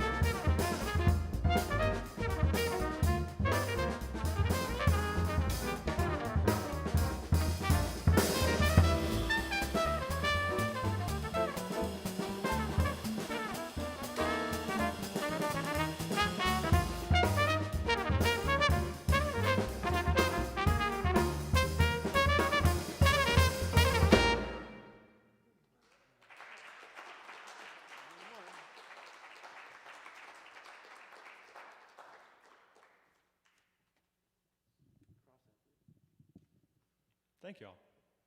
That was a Charlie Parker original called Moose the Mooch. And a little story about that tune. That was written about his heroin dealer in California when he was at that hospital. So kind of a dark meaning, but I love that head. So Moose the Mooch. And next up, we're going to continue with an original by the piano player, Mr. Dave Hansen.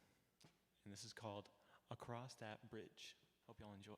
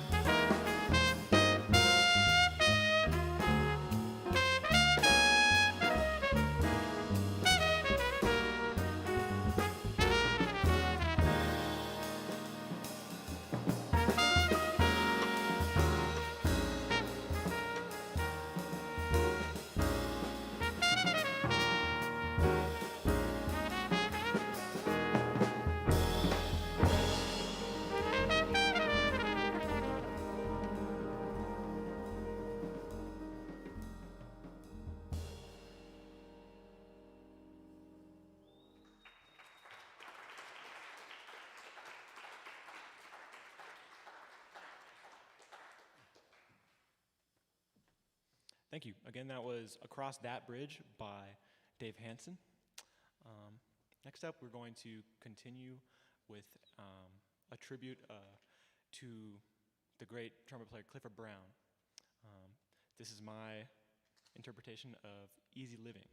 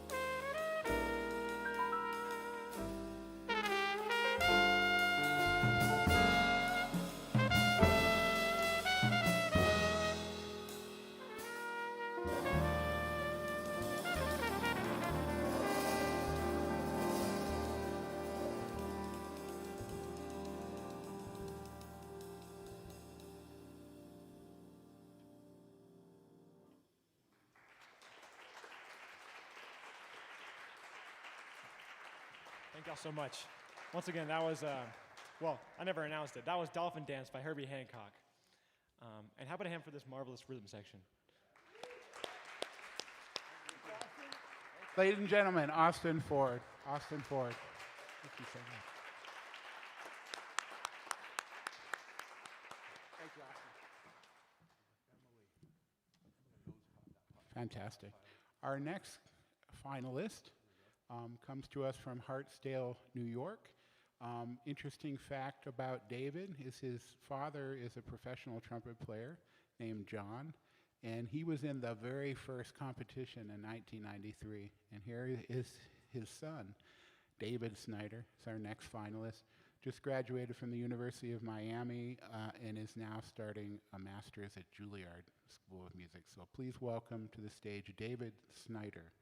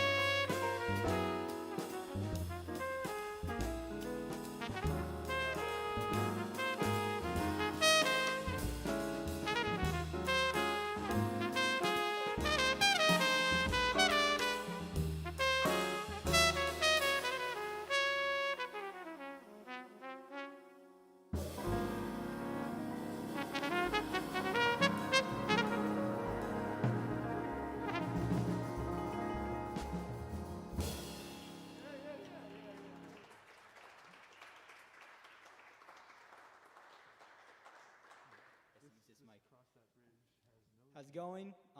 That first piece was called Emily's, one of my favorite standards ever. I play it all the time with my friends back home. It's words by Johnny Mercer and music by Johnny Mandel, if I'm correct.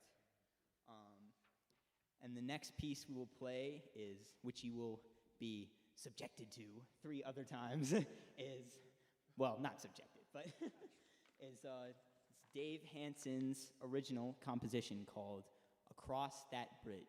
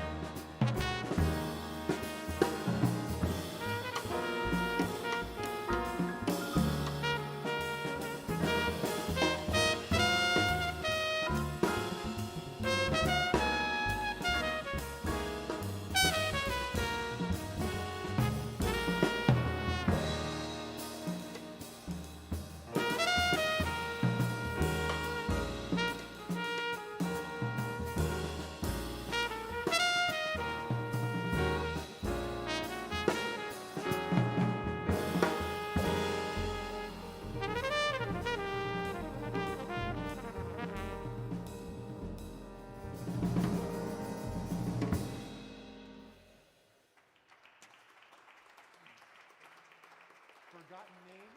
Forgotten name. So, the next piece we'll be hearing, it's an original ballad, which I've played before, but the meaning has kind of changed, I guess, or not changed, but it's expanded. It's called Forgotten Names. And it's just, you know, when, I guess one of the things about names and forgetting them is that there's, you know, there's a whole, one part of that is there's a whole history to this music that I'm so lucky to play, you know, with these people behind me.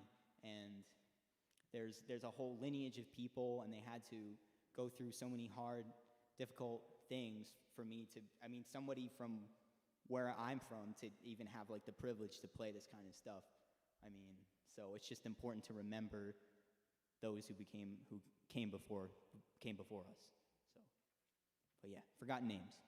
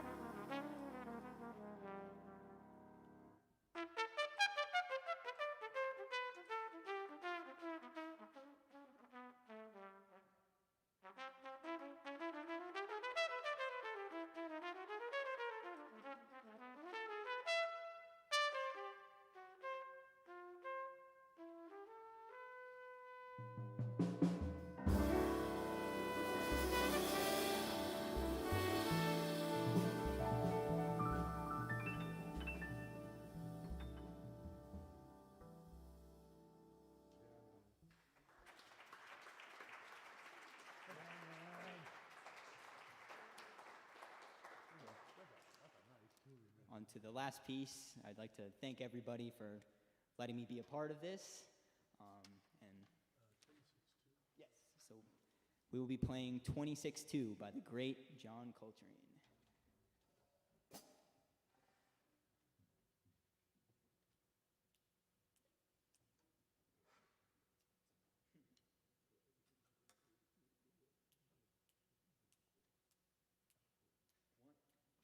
One, two, three.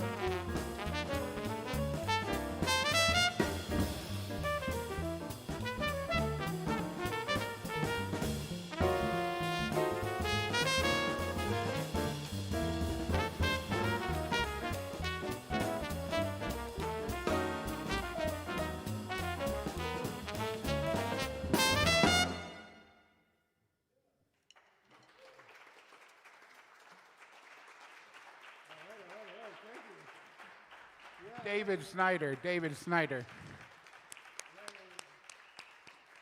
Beautiful.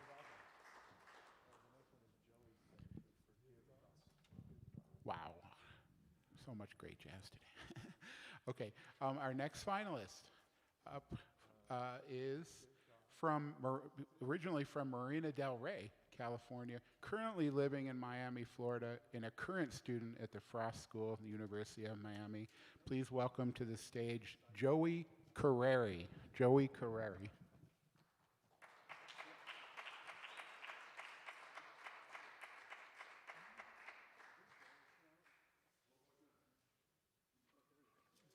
Joey Carreri.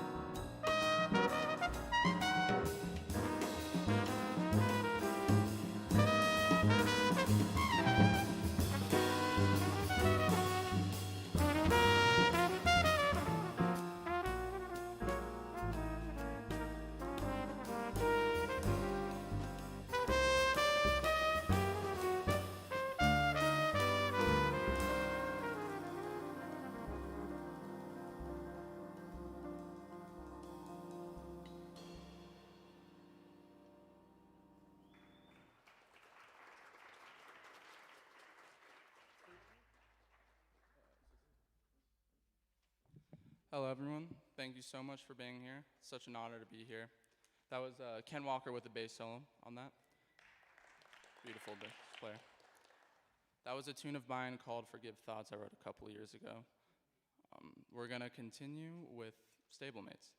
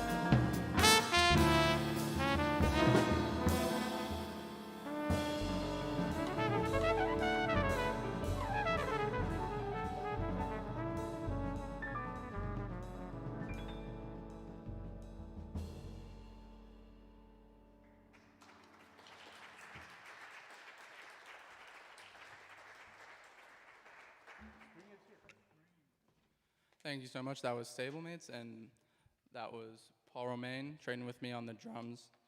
Plays amazing. It's so great to play with him. And Dave Hansen on the piano solo. Thank you. We're going to continue with my ballad, Spring is Here.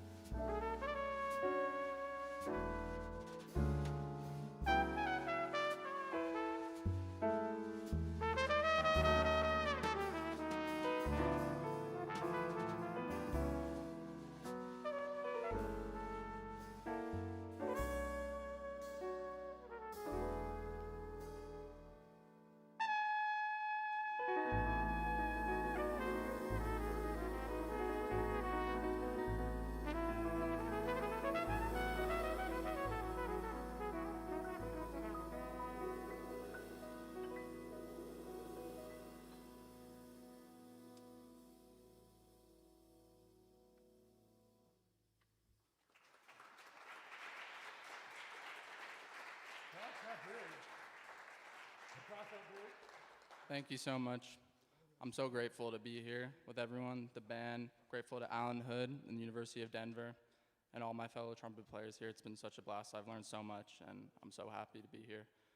How about one more time for the band? Dave Hansen, Paul Romaine, Ken Walker. Beautiful players. We're gonna finish off with Dave's tune, Across the Bridge.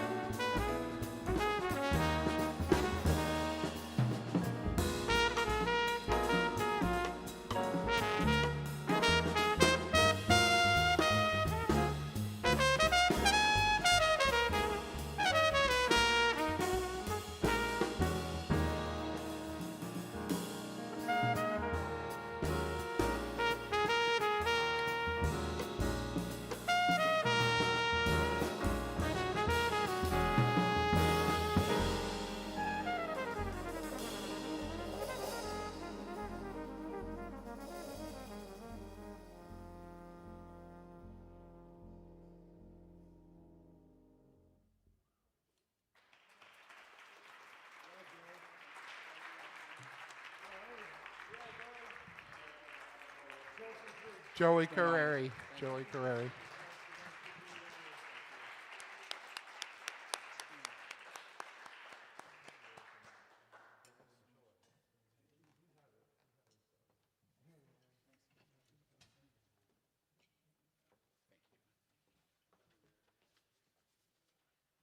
Okay, two more contestants.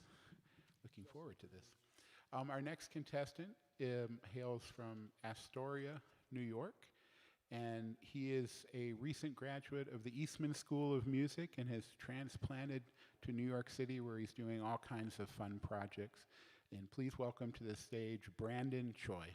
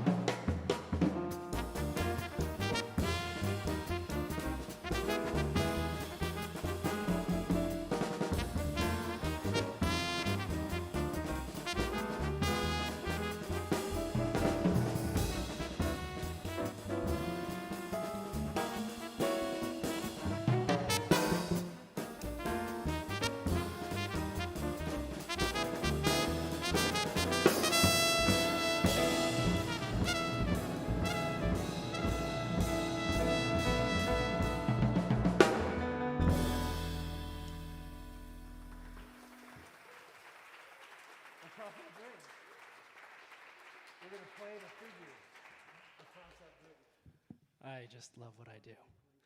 Thank you so much for being here with us today and enjoying this music. It's really such a privilege to be able to play in front of an audience that is, really in front of you. The audience is, after all, 50% of the performance itself. The first tune you heard was a ballad by Billy Strayhorn entitled Chelsea Bridge, and then Thelonious Monk's Rhythmaning. The last two tunes that we're going to finish up with here, the first one is Dave Hansen's Across That Bridge, which you've heard numerous times today already, and you're going to hear one more time, or I guess twice more, including myself. And then the final tune is a piece of mine entitled Pining.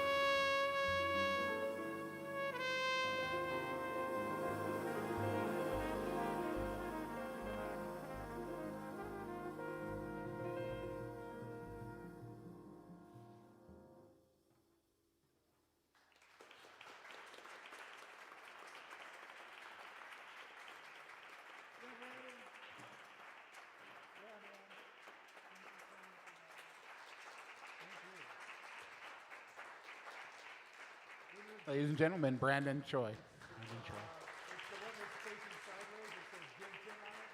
Gibson? To our final contestant. Actually, I saw one of the preliminary judges posted on Facebook today, said, make sure you tune into this, please watch it, listen to it, it's going to be epic. And he was absolutely right about this. Unbelievable music today. We're all winners in having this competition here. I'd like to invite out our final finalist for today. He is from New York City. He's a recent graduate of the Juilliard School of Music and has now become a fixture on the New York scene. And I've been practicing this name all day because I wasn't sure exactly how to say it. He's originally from the Bahamas. His name is Givton Jellin. Givton Jellin. Please welcome him to the stage.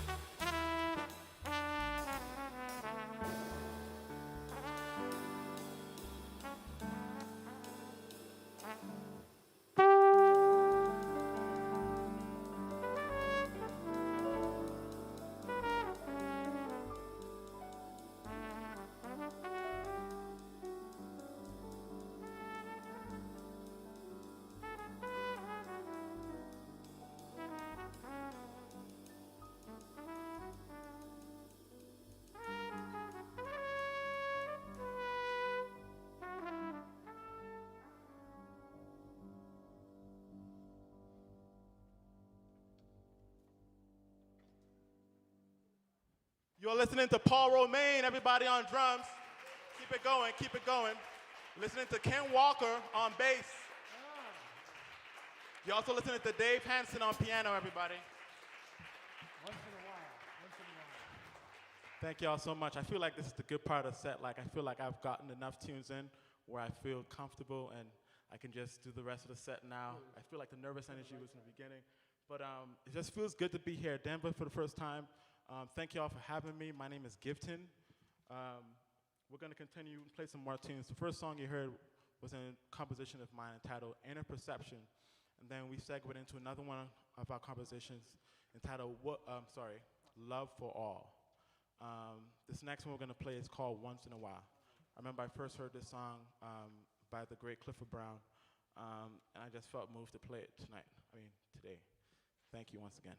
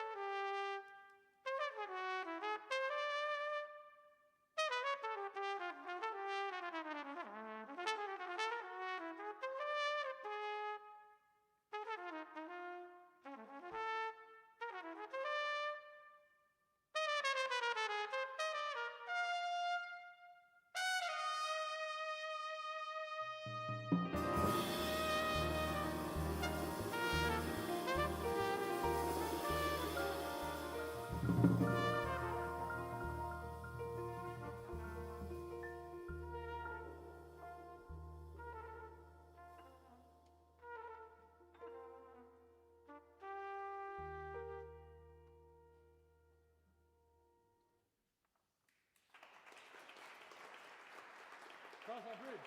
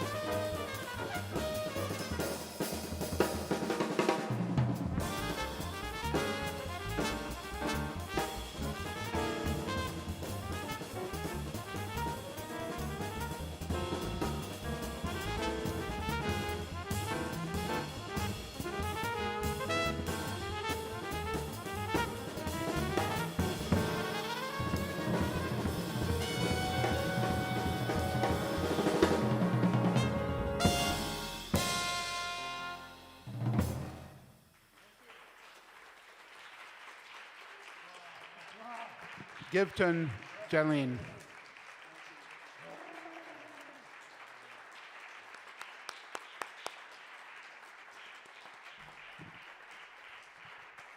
Wow, in the rhythm section, Dave Hansen, Ken Walker, Paul Romain.